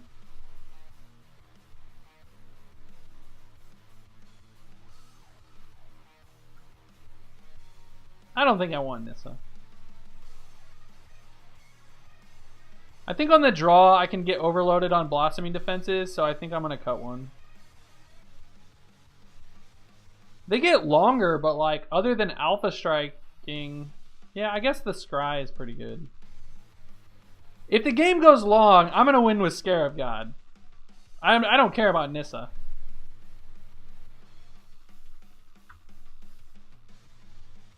No, Ballista is definitely a card you want to cut in this matchup. All right, we have a Fatal Push. We're going to keep this. This is a pretty decent hand.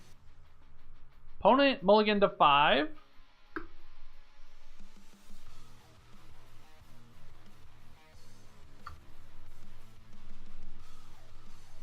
Scarab God isn't an auto win, but I'm just saying if the game goes long, that's probably how I'm going to win the game.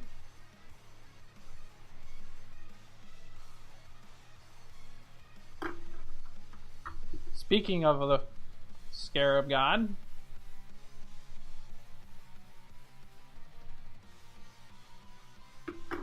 opponent has the turn 2 attune.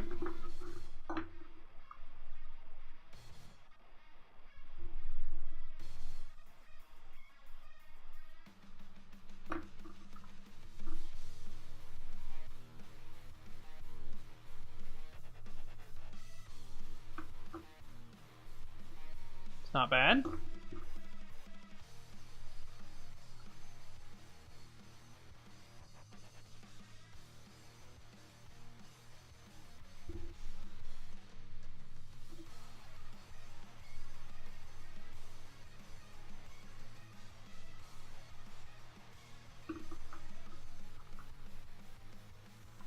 Oh boy. Look at this curve. Hostage Taker into Scarab God. Oh, I'm in love. I like this deck a lot. Another Hostage Taker? Deal.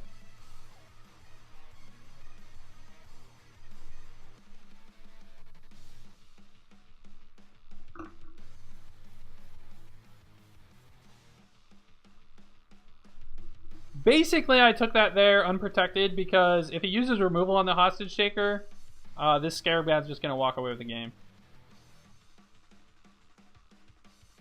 Chandra minus, yep. We're just going to run it back next turn. He does get to draw a card and gain some energy, which is a little unfortunate.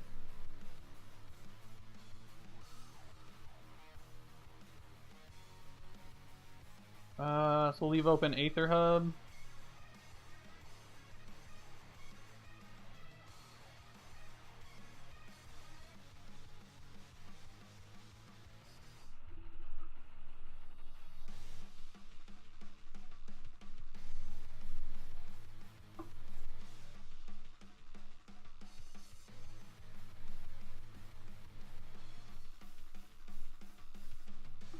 Is this an Abrade on our Hostage Taker? Oh no.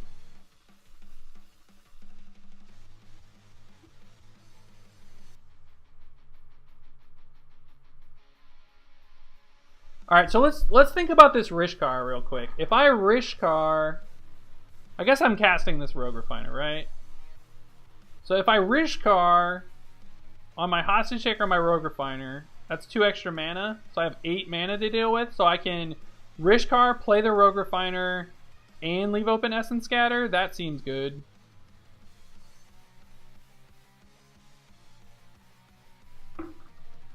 But I have to cast the Rishkar first.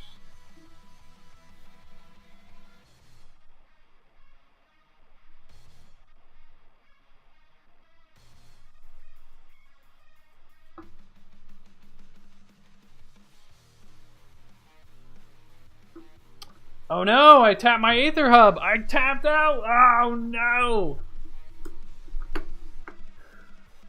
Oh wait, I can pay anything. I'm an idiot. Never mind. Yeah. Stupid Moto tells me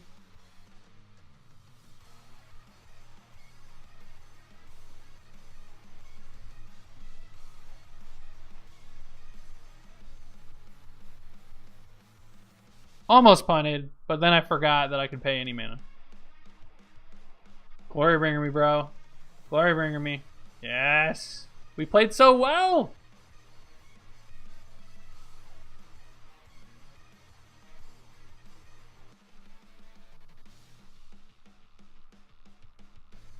Alright, now I'm just attacking with the team.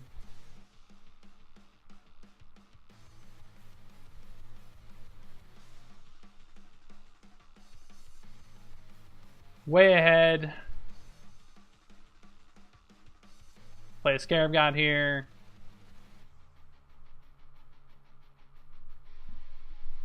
Do I have to be afraid of coup? What happens if he coups me?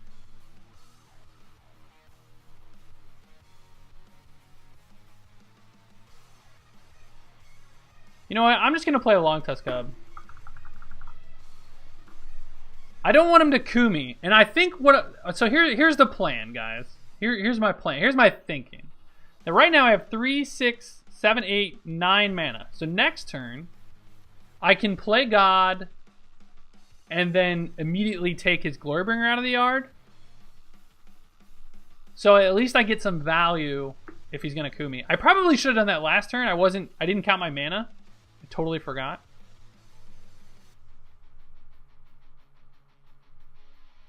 This is gonna be a lot of Thopters.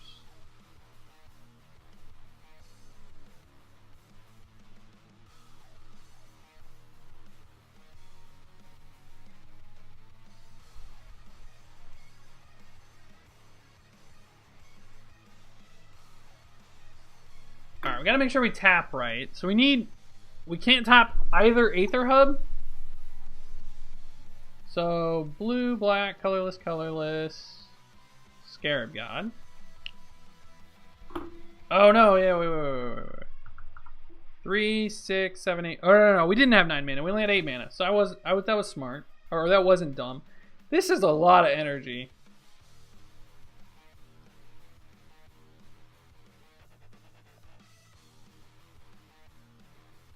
I guess I have an answer to the Scarab God now, so he can't coup in. Okay. What am I attacking with? Probably Rogue Refiner, Long Tusk Cub, Hostage Taker.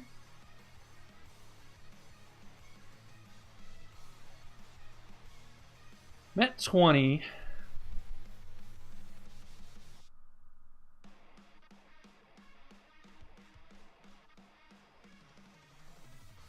Oh, I could have put a counter on Cub. Yeah. Good call, Luke.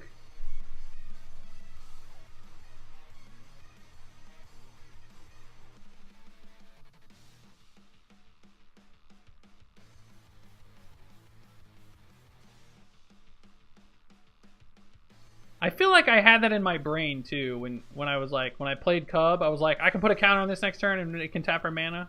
And then I just like forgot.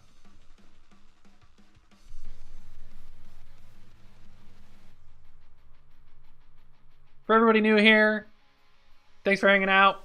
Currently 2-1 in this league, 3-1 in this league, 2-1 in this league. Man, now I don't remember. We're undefeated. I know that much. Or no, sorry, we're not. We're undefeated. I don't know. What am I saying right now? Too much mental usage going on. Thinking about too many things. I should probably focus on the game. I know we're undefeated. I don't know if we're 2-0 or 3-0 though.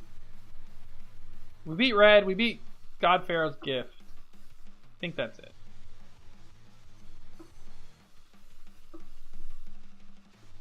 Opponent, you have Thopters.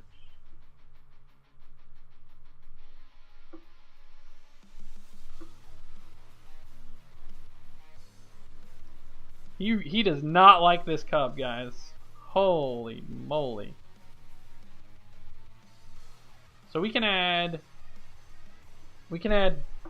3 counters and make this a 5/5. So we definitely want to kill Tues-Thurs.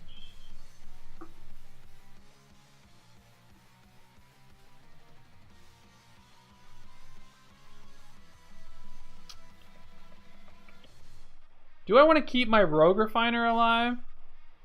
Probably.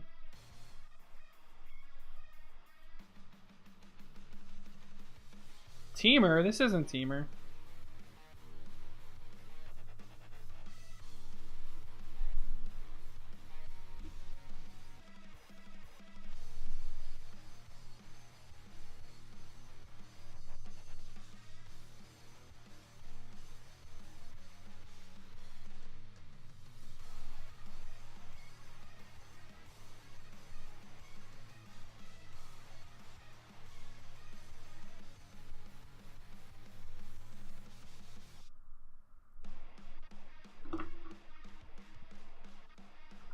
I've been digging this list so far. I wish Scarab God wasn't so freaking expensive. But they're probably worth buying. Alright, we're 3-0.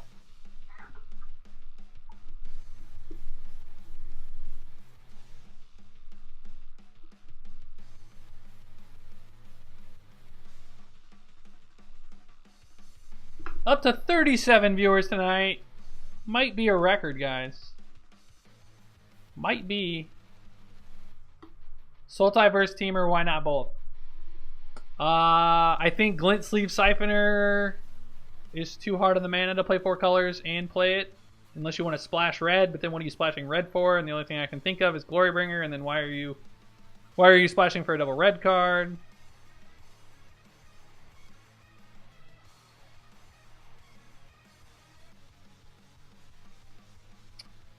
There is...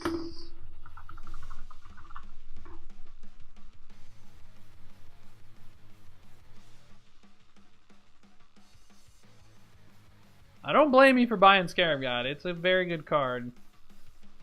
Been trying to avoid it, but I think I might have to.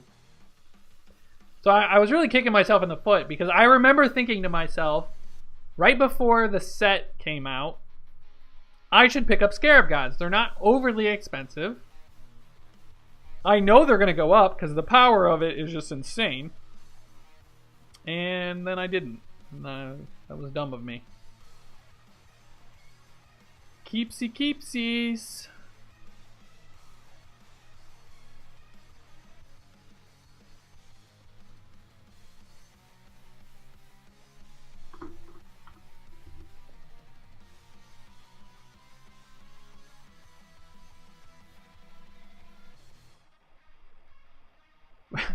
I like that MTG Bot knows that Big Burton is double queuing. So I'm going to play out this Walking Ballista here, in case he has a Glint Sleeve Siphoner.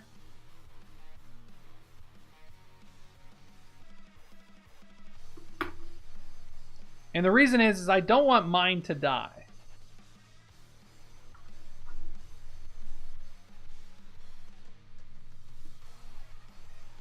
And I will trade a Walking Ballista for that card. Oh, opponent's Jund.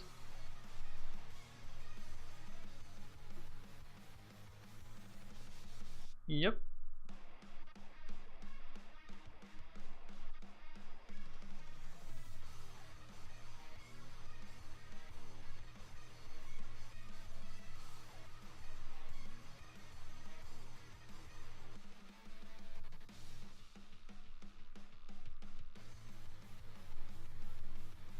Have I tried Secrets' list? I haven't. I think it was a metagame call. I don't like how many Planeswalkers it's running. I think it's okay. I also think that like Channel Fireball's team performance in Standard wasn't anything to like be super impressed with. I actually think Genesis had one of the best team performances in Standard.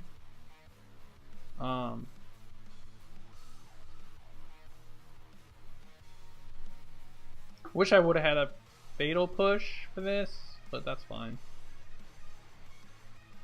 We'll get to draw an extra card, then we'll have Blossoming Defense protection for not only the Glintsleep Siphoner, but the Longtusk Cub as well. Holy, what is our opponent's deck? What is going on? Bristling Hydra, yep.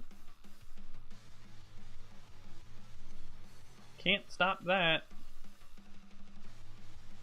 Should never auto-yield to Bristling Hydra. That was a mistake on my part. I turned it off.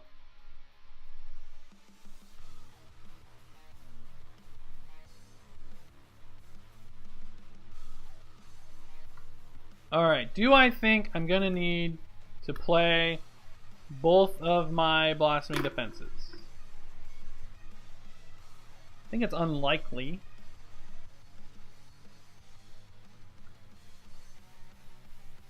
I think we're just going to set up to draw an extra card again.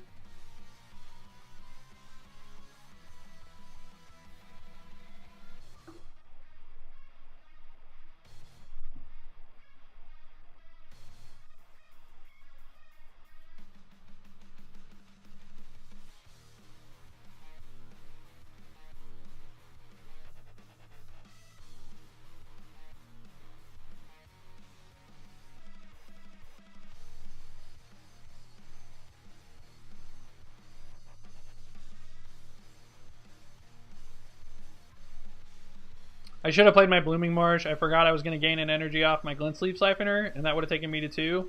I was thinking I needed to play Aether Hub to get the second energy.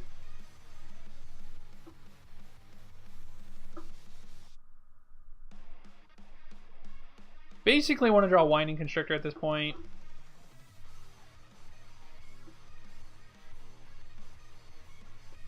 We'll take a hit off Bristling Hydra. This is a crazy deck from our opponent. Sky Sovereign, yeah.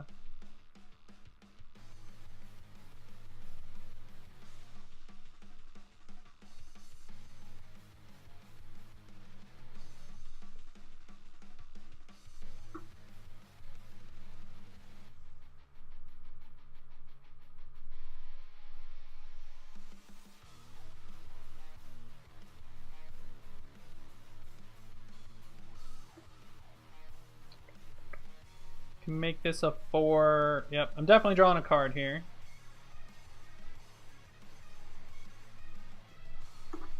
Boy, oh boy.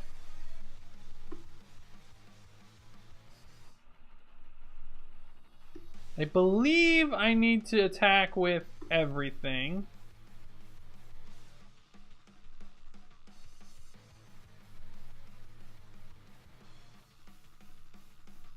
Although if I was going to attack with everything, I should have played my Swamp.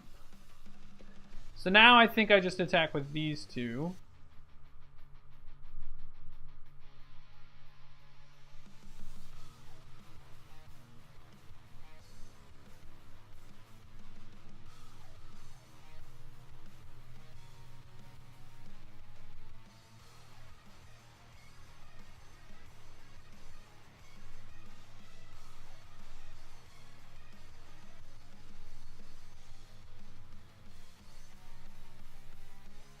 The Cub attack's fine.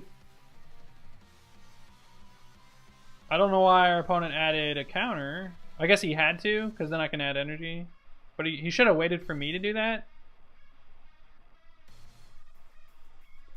The Cub attack's fine because I get the Bristling Hydra off the field, and now he doesn't have anything currently to crew the Sky Sovereign.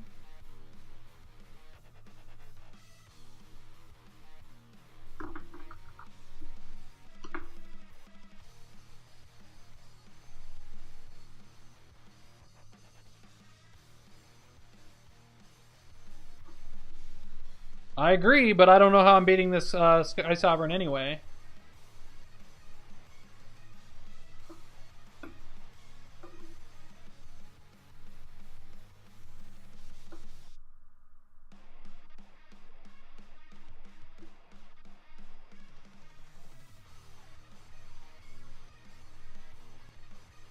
Crew does cost 3, yes. So I need to play a creature and be able to crew it. And it puts some defenses down with my other 2 creatures. He's also incentivized to kill the Walking Ballista, not the Long Tusk Cub or the Glint Sleeve Siphoner, because I get to untap.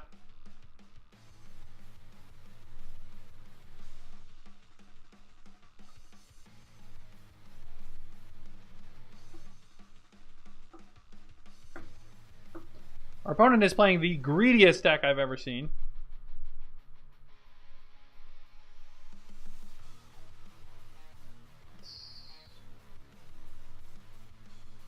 Well, maybe not. I guess we haven't seen white yet, but I don't know what this Dragon Skull Summit is about.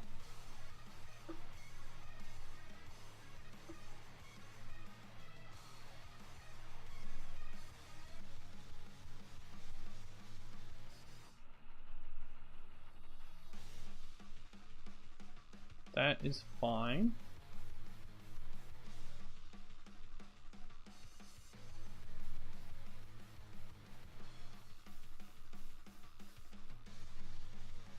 Definitely drawing a card.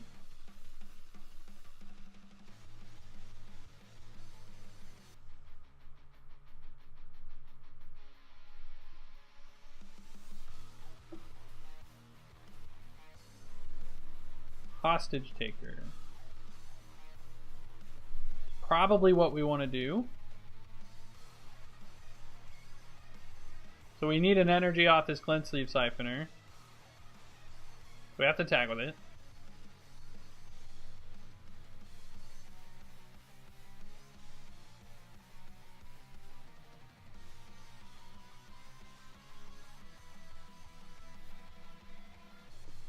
And then hopefully our opponent doesn't have any removal.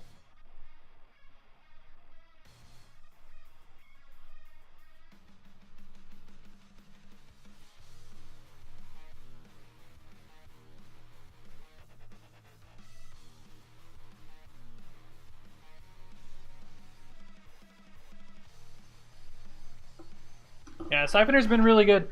Not drawing like 3 lands that we would have normally was pretty good. Please don't kill this. I'm conceding to this dying.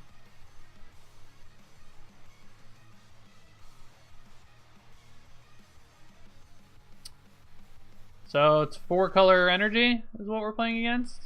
Opponent's hand was very good.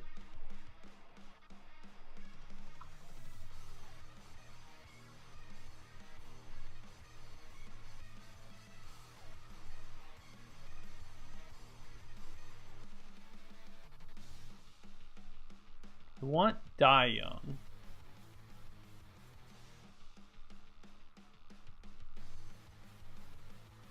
Die Young is basically like a Harness Lightning in this matchup.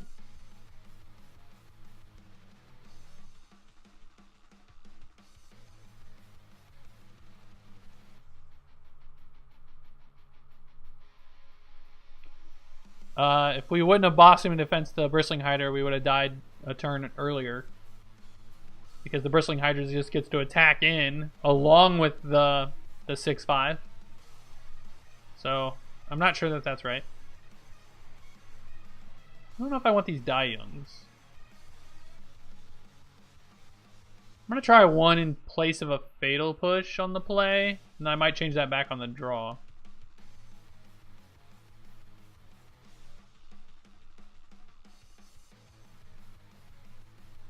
Keep.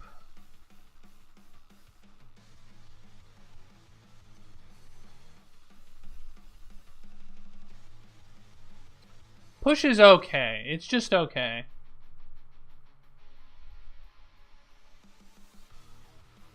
Get Island here.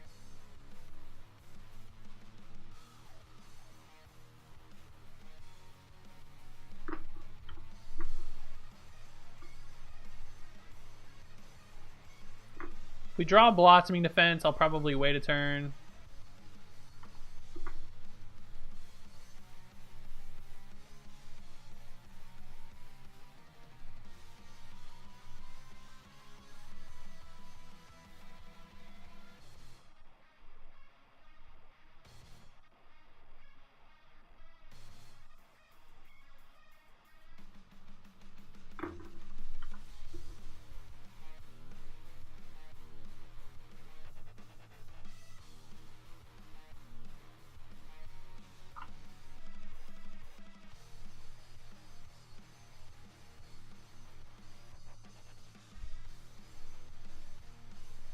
pretty good.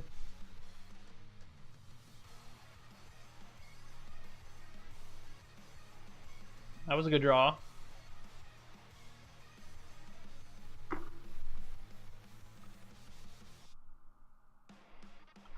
Alright, alright. Probably save that for something to pair it with.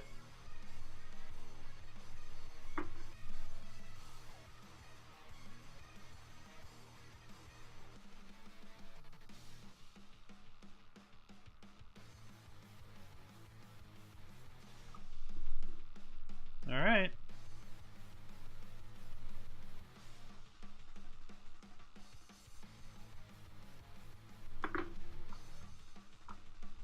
Huh. I kind of want to play Botanical Sanctum, and I kind of want to play Winding Constrictor. So I'm not going to attune this turn.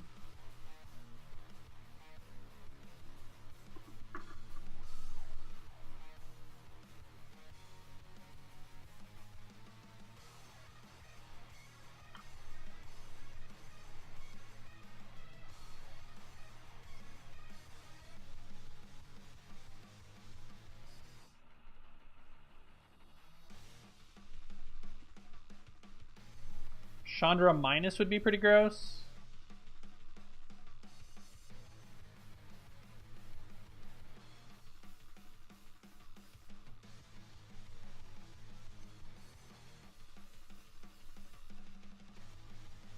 I think I'm jamming God here.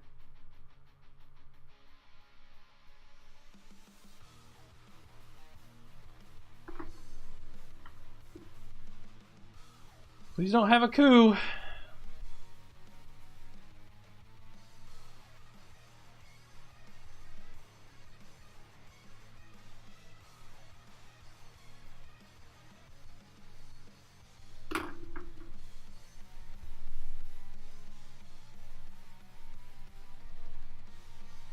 This feels like Seagress's list, maybe. Sky Sovereign, sure.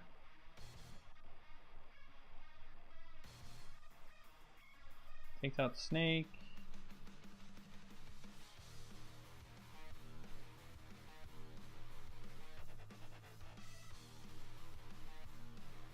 Alright, I think I want to get back Rogue Refiner.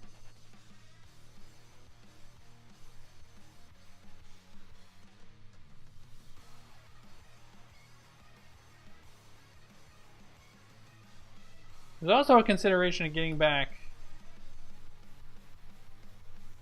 Long Tusk Cub.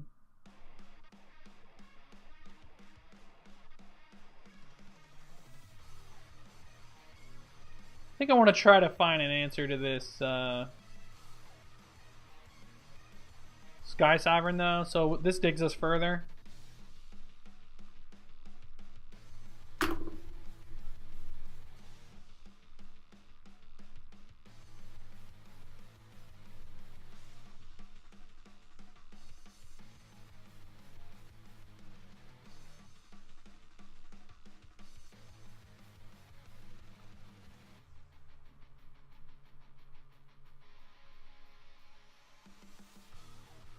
Well, that seems good. So I can attune for a forest.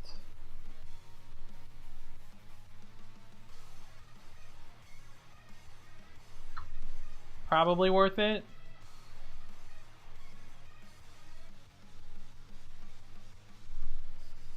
Might have to play the Fetid Pools next turn.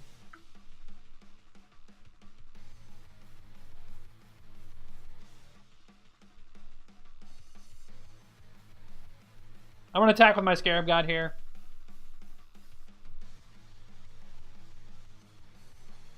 I know I need another swamp, but I have a Fetid Pools. I don't think I need it next turn. And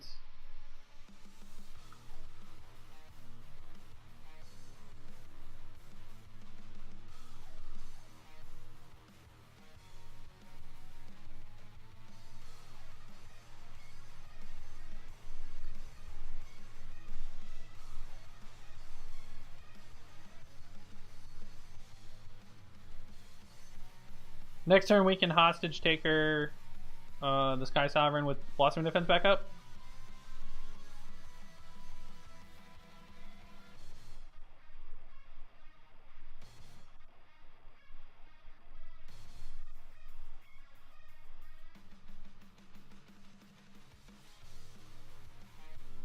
Probably going to play the Fetid Pools. I've kind of been holding it to maybe cycle it, but I think we have enough going on where I just want the land.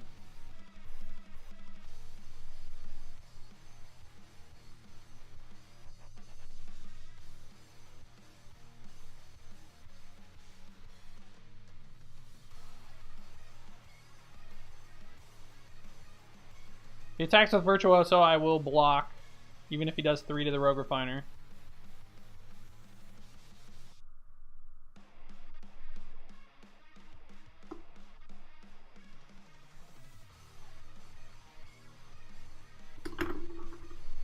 That is fine.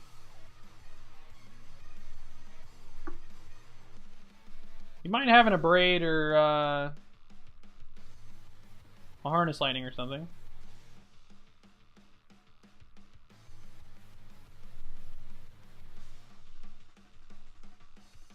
The tempo loss of having to recast this is pretty high, so I'm definitely not doing that.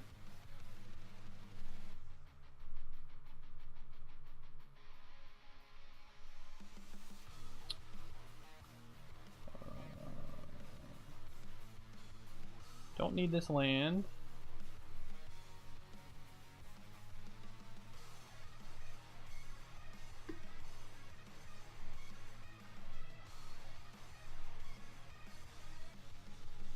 Probably should have done this post-combat. Thinking about it a little bit more. Alright. Doesn't have an answer to it, only had 1 card in hand. I think that's right. So I think this is actually best.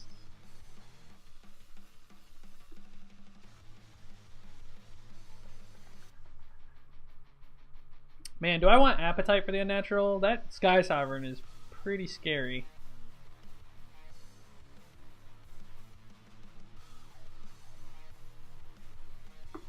Nah. I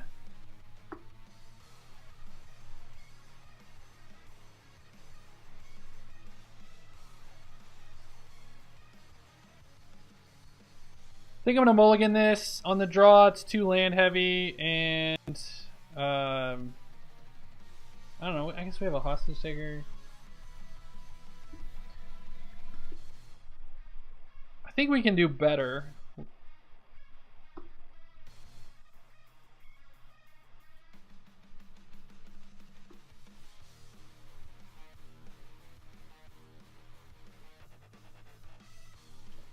gonna keep this. It's greedy, but we got there.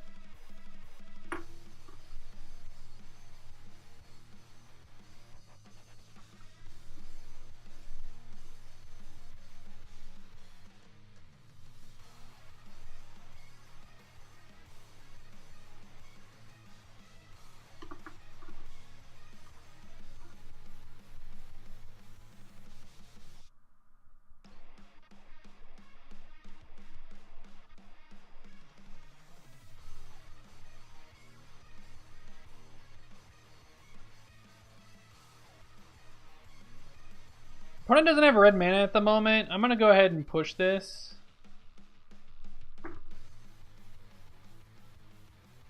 I also don't want to get too far behind. Another land? Yeah.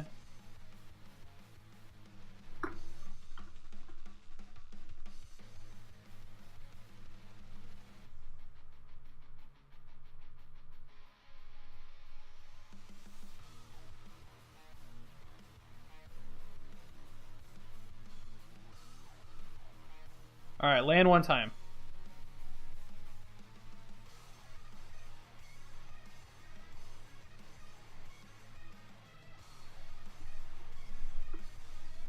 Huh.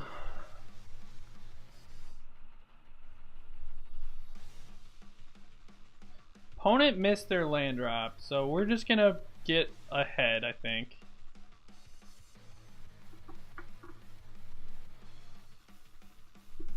And then next turn, we can die young this if they miss again.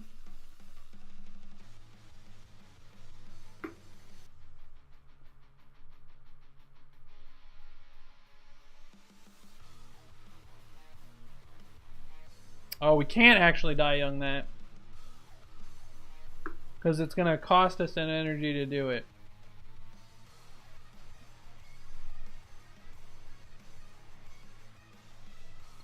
Our opponent has 4 energy to our 2. I think I just want to hit land drops again, so I'm just going to do more of the same.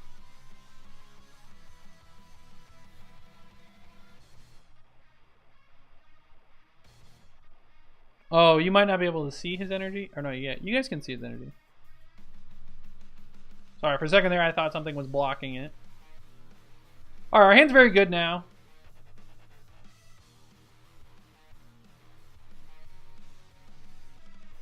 Opponent missed again.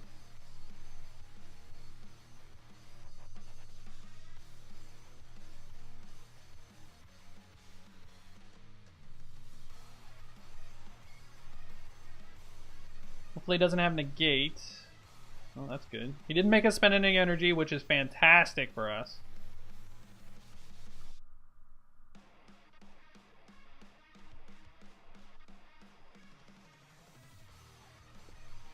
I'm going to go ahead and pump this thing. We have a Blossoming Defense.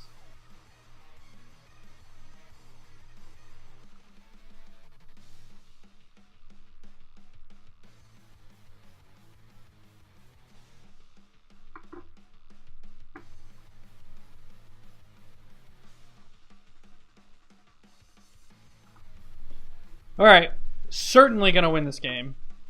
I can't imagine losing from here.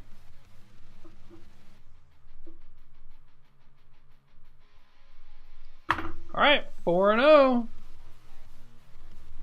See what we can do here. So a lot of these games have been 2-1. A lot of these games have been close. Come down to nail biters. That was the first kind of, we ran away with it because our opponent stumbled. Opponent kept a 1-lander with an attune. We kept a 1-lander without an attune. And we drew more lands than our opponent. Rogue Refiner is a broken card. Absolutely busted card.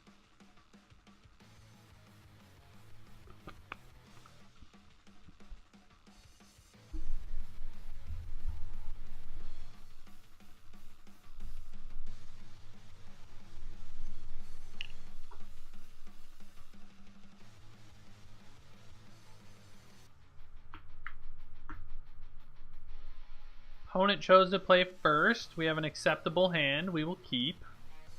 Probably playing Winding Constrictor on 3.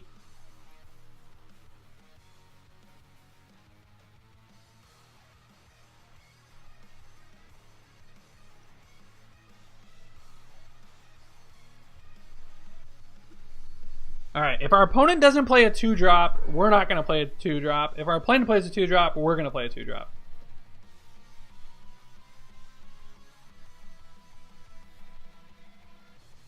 Our opponent didn't play red mana, though. I think I'm supposed to just play my Longtusk Cub now.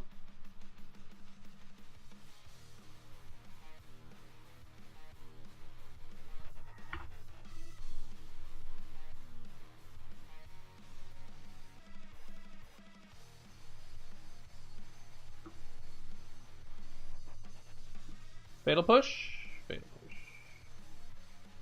Yep.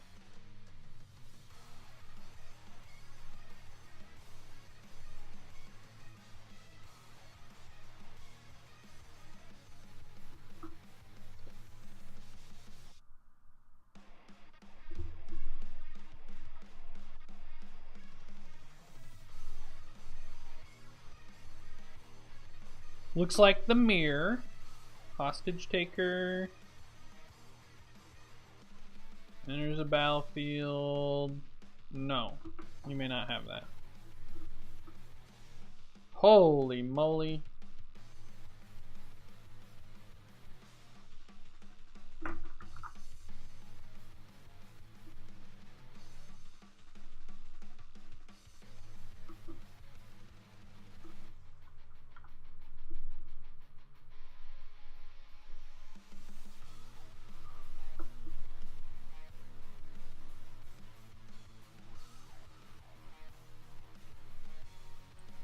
We're gonna hang on to this hostage taker.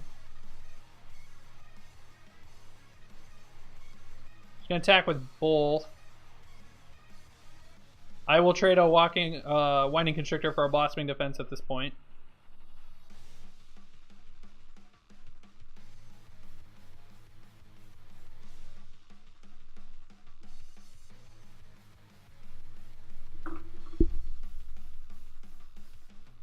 I think I'm just playing all these out and like praying to draw a glint sleeve siphoner or a walking ballista.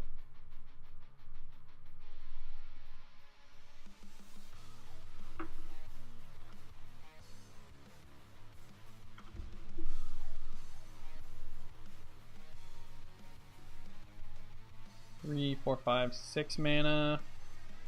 So like, also, if our opponent like plays a cub, like if our opponent plays any of the premium 2-drops, we just get to like go off. Sure. Oh, please don't have a cub. That'd kind of be gross. Oh, I think he has a cub. Oh, yeah, sure, he's gonna play our winding constrictor. Yeah. So I think we just do it back? Do we just do it? Oh, man. Alright, maybe we just play that.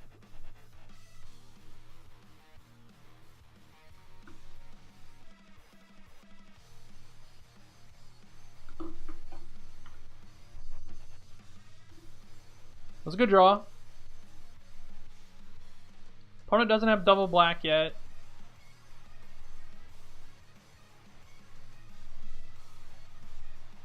So Vraska's Contempt is not a card yet.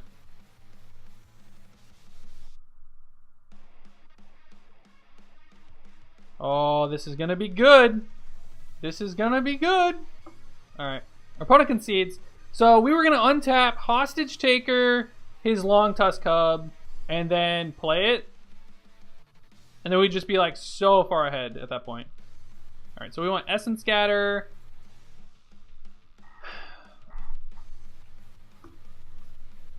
I think this is a matchup where I want the Nissas. I'm going to board out the Walking Ballistas. I think I want a Scarab God. I think we both want to be casting Scarab Gods. I think I'm going to board in the Scavenger to try to...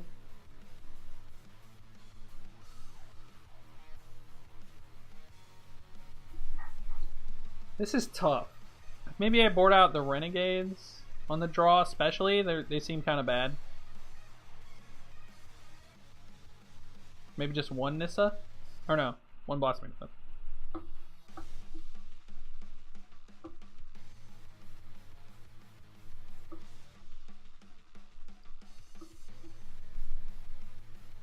So, what the question with the question about Deathcourt Scavenger is twofold.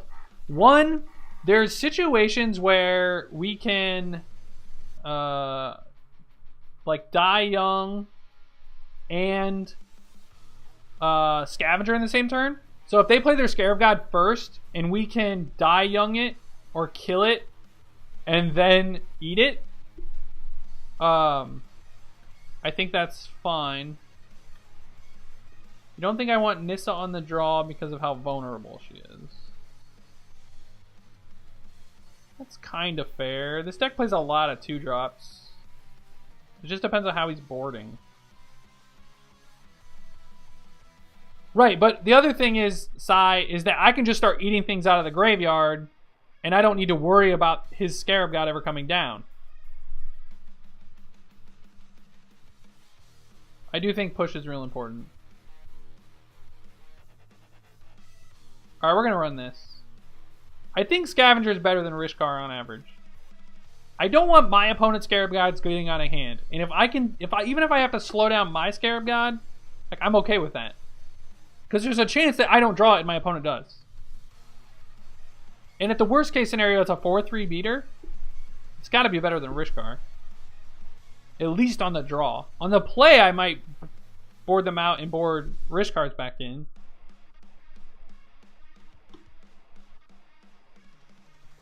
I would keep this if we had a green source, but I'm going to mulligan.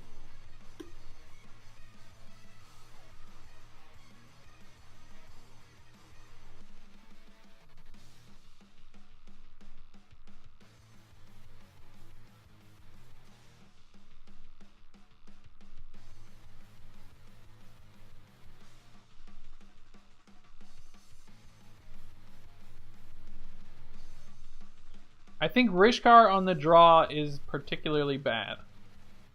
And I think if you go back to looking at just the green-black mirrors, you'll see that that's like usually the case. Like on the play, you want to curve, attune into Winding Constrictor into Rishkar, and hope that it doesn't go answered. But on the draw, like you need to answer all of his things, and then you can play your stuff. And I don't think Rishkar is gonna like help us get there. Because I don't think we'll have a 2-drop on average.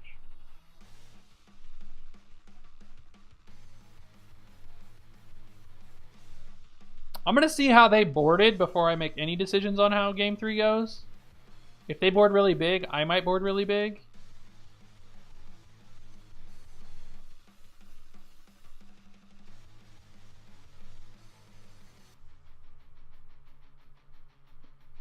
Opponent's got a thinker.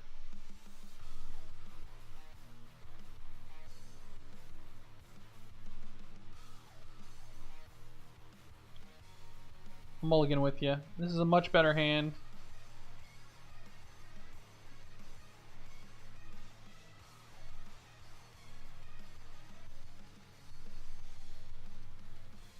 I would like a fatal push though, or some type of interaction on top.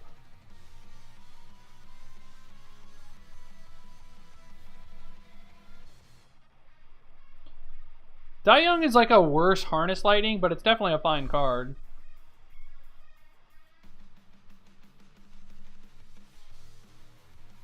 This always scares me when it lags. Like, he's thinking about his scry right now, but it says Chameleon is... Could not put that on the bottom faster. They're both bottomed. He doesn't have a tune. There's the fatal push. That was like perfect draw. Does our opponent not have black mana?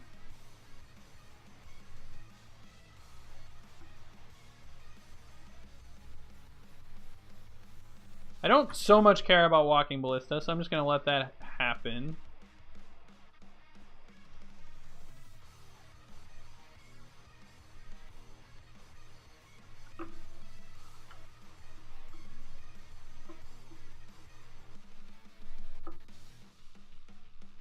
Alright, so our opponent kept a 2-lander with no black.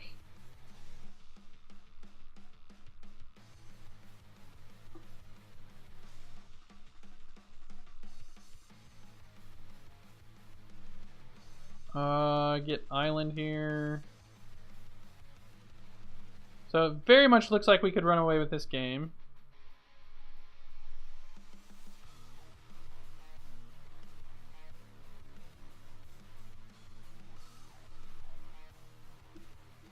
Still no black mana.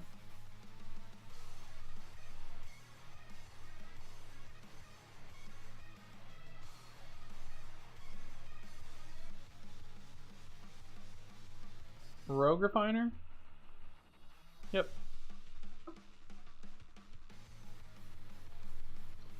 Probably just gonna hostage take this. The reason is I don't mind the removal here. I could attack and just Blossoming Defense, but I'd rather save that for the God.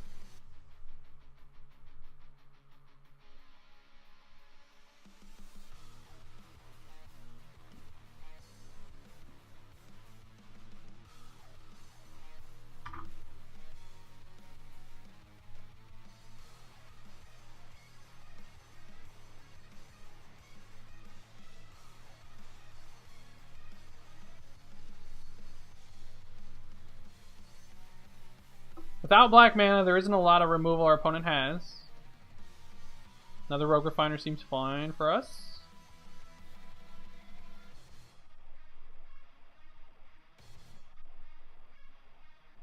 Alright, opponent does not have Fatal Push, or does not see that they can play Fatal Push.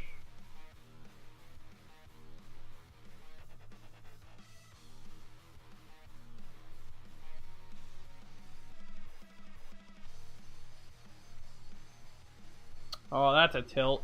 I would have liked to have that up. I don't think... I guess tapping Aether Hub was wrong. I have so much energy that it doesn't really matter. I want to be able to play Scarab God next turn and have Blossoming Defense up, so I'm going to play the Botanical Sanctum. And then I'm fine trading there now, so yep.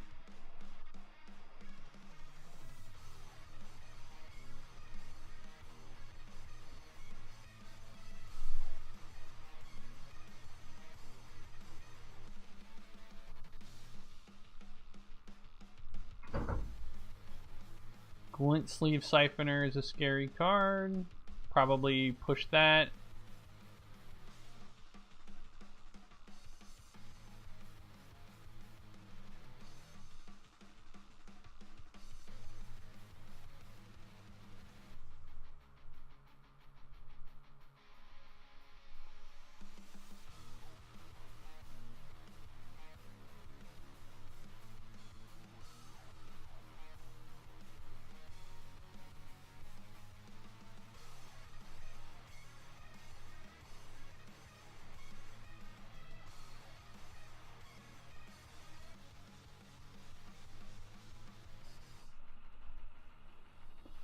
All right.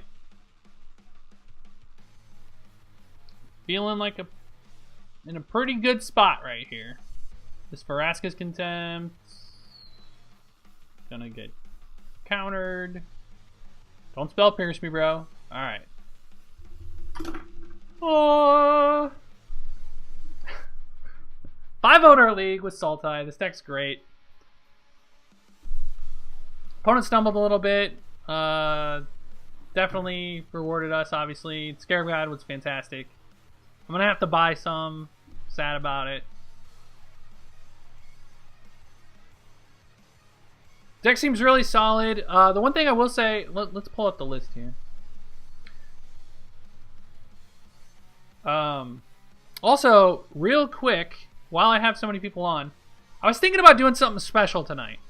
If you have a Moto account and you subscribe to this channel, I will open up a chest for you, and whatever I open in that chest, I will send to you on Moto. Something to consider. So, new subscribers, tonight, for the next 30 minutes, I will give you whatever is in this chest.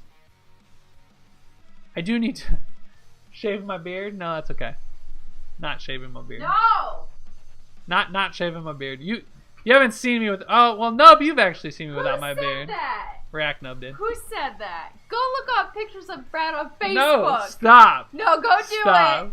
it, and you will see why that can't happen. He's met me before I had a beard. That's an old Counter-Strike. How dare you? All right, let's talk about the list. Yes, let's talk about that. Clean as a baby. Actually, let's... He's hot with a beard. See this? Yeah. Chests are a trap, but, you know, I've just been selling them to go bots. Might as well, you know, if someone wants to... God 1801 with the subscribe. Oh. Do you want... Yeah. Let me message you real quick. How do I whisper? Never remember. You go. I just whispered.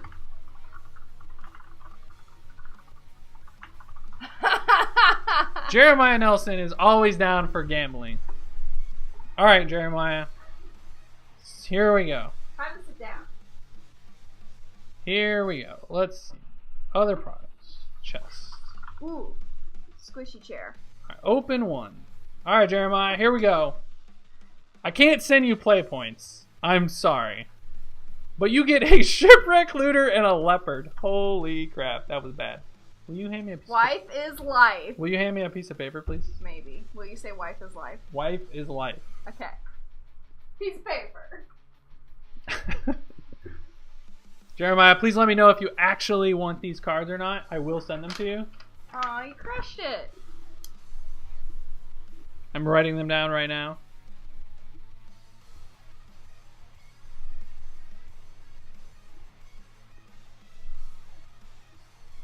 Aether Spear Leopard, huh? Yeah. Aether Stream. Whatever.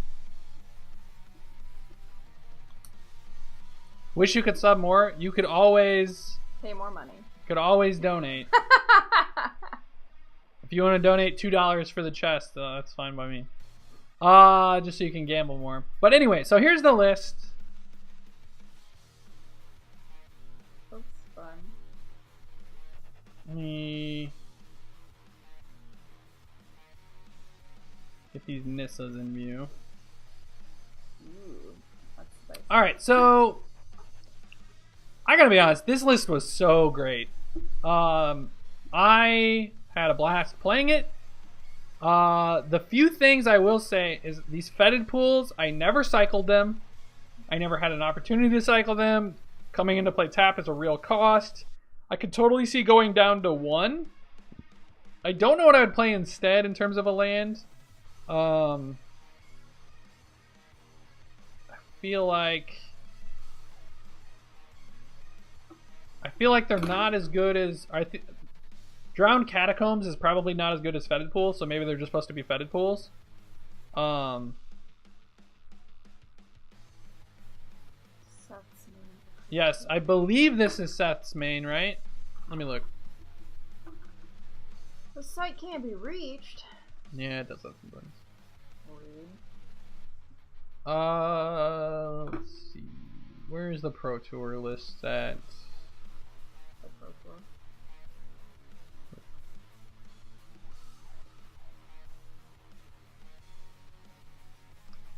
So, The blue-black land. I think the teamer matchup's gonna be 50-50. We played 4-color energy, and I felt like we were a little favored there. I saw a rise in abrades, in the number of abrades that were going around. Pools could be in Evolving Wilds. That's an interesting idea. I don't think that's right. I think the cycling definitely has higher value than triggering Revolt. And I think there's a chance that like the pools could be good. We just never had a situation in our 5 games where it was. And I hate to be results oriented, but I'm just telling our experience. Would I play more Scarab God main? I don't think so. This deck is an aggro deck with like a slightly go long plan. And the go long plan is basically just the Scarab God. So like your hostage takers help facilitate your aggro plan by basically you want to curve out 2-3 or 2-2 with a blossoming defense, and then you play a hostage taker and swing for a bunch, and you just kind of keep them on the back foot. The hostage takers were great. You know, I think we saw Sultai just like crush the first open, and this is definitely an homage to that deck. So I definitely think, yeah, this is the exact same 60 that Seth played.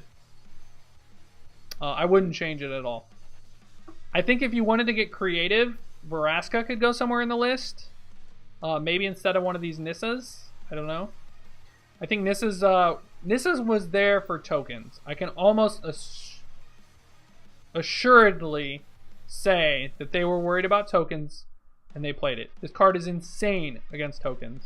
What does it do against them? It comes in and immediately makes 5/5 elementals with flying and haste. Oh. So it just tends them out of nowhere. And you're already like with walking ballista and your big creatures, you're like putting them on the back foot and getting them pretty low. So here's the thing about the negate. I could see a spell pierce, but I would not run a negate. I think the spell pierce is an interesting idea, and I think it could basically be the same as a blossoming defense. I just don't think, I think negate costs too much. And there's some matchups where, you know, you're just not gonna wanna pay 2 mana, or you don't have the time to pay for 2 mana. Paying 1 mana is not difficult though. I mean, it also seems you run more green than blue, so potentially it's harder to cast. Yeah, blossoming defense is definitely a lot easier to cast than spell pierce. Especially if it is almost the same thing. I mean, spell pierce can hit like Chandra's almost. and like Sky Sovereign. Like Sky Sovereign was actually kind of difficult for us to deal with tonight. So like But then you have to have like your 1-up Spell Pierce. I almost like the consistency of the Blossoming Defense. We also stole a couple, I think, one game where our opponent was at 4 and we attacked with a bunch of 2-power guys and they didn't block one and we killed them with Blossoming Defense. Yeah. I definitely, if you do want some type of counter magic in the main, I would run a Spell Pierce. So in terms of the sideboard, the only difference between this list and Seth's list is that there's one less Death Gorge and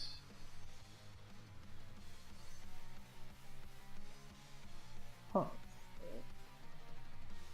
what's the change then? Oh, the cartouche of ambition. That's what it was. Yes. Sorry, I forgot. So yeah, this is 74 of 75 of Seth's list. And it was great. That one card, man. I wanted to try cartouche against mono red because I think mono red can give this deck a little bit of trouble. And the matchup was super close and our opponent definitely bricked for a turn, and we also ripped Vraska's Contempt, which, you know, basically saved our lives.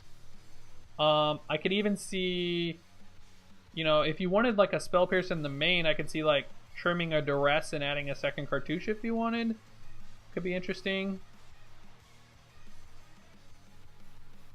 If you have a lot of mono red in your meta, I would definitely consider playing 1 or 2 cartouches. That card is insane. You can do things like shrink their Hazoret, give lifelink, but if this thing ever goes on like a really large Longtusk Cub, it's just game over.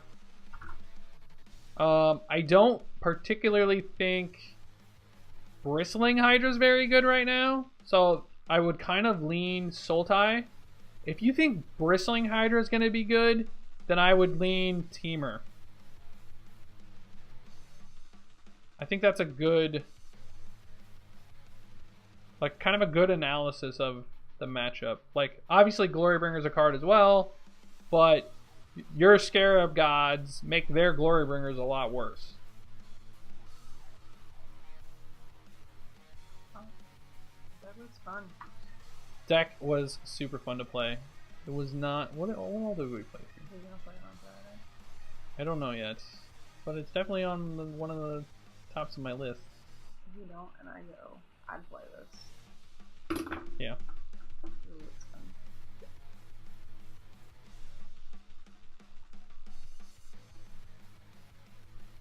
Oh, I wouldn't cut Contempt. This card is really good. Just answers everything.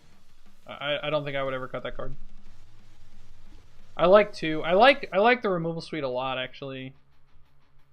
I think Walking Ballista is like probably the worst card in the main board in my opinion, but I like the reach that it gives.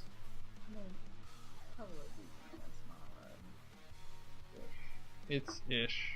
It's a lot of mana investment for very little. It's probably at its best in against tokens as well as the mirror, because picking off their Glint Sleep Siphoners is really big. We also used it pretty effectively in against the God Pharaoh's Gift deck. So any type of Champion of Wits deck is also this card's gonna shine. Anything with 1 toughness, obviously. But I'm just thinking about the meta and what's out there. Yeah. I don't know if I have much else to say. Seth and Brad and them are geniuses when it comes to deck building, so they've always impressed me, and it really shows. Why are you laughing at me? You're clicking. My brain is active. You're fumbling with the pen. My brain is active. They can't see that. I know, but I can, so I can laugh. I understand.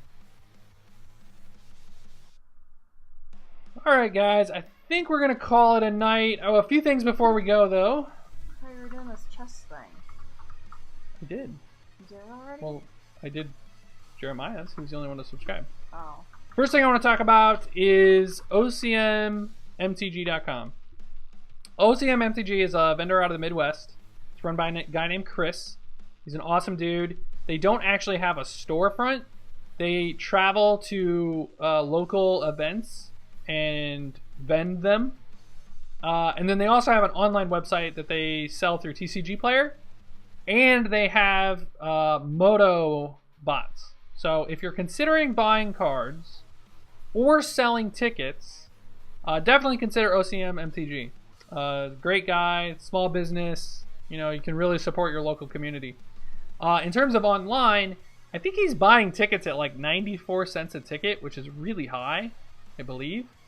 So that's something to consider if you're looking to off some tickets. What else?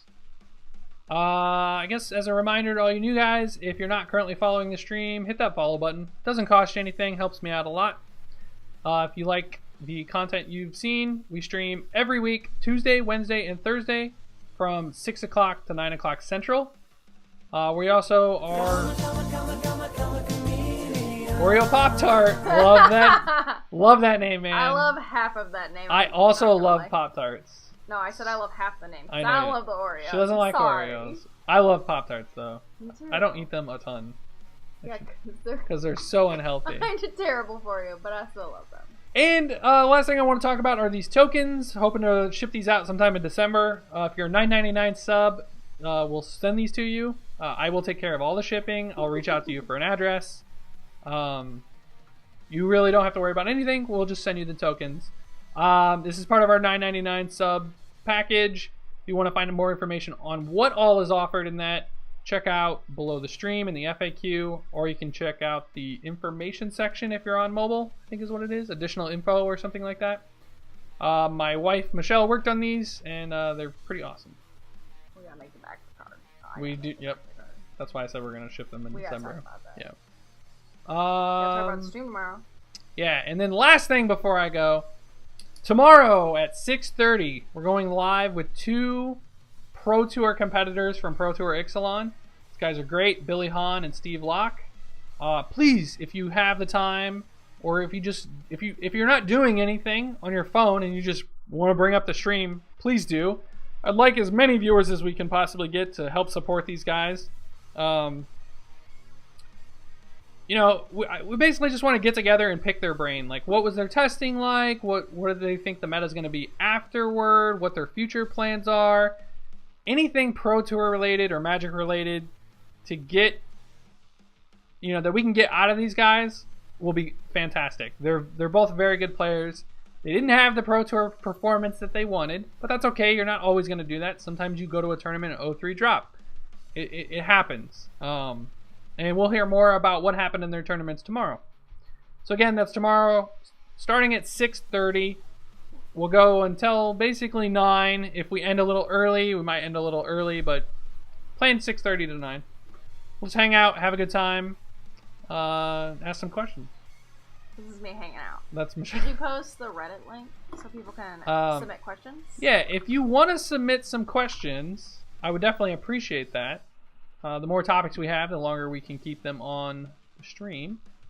I will post a link in chat right now.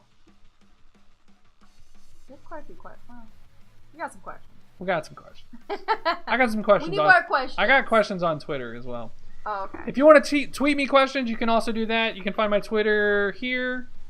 Follow me. You'll always know when I'm going online. Follow me. But yeah, that's going to be it. Thanks, guys. Have a good night.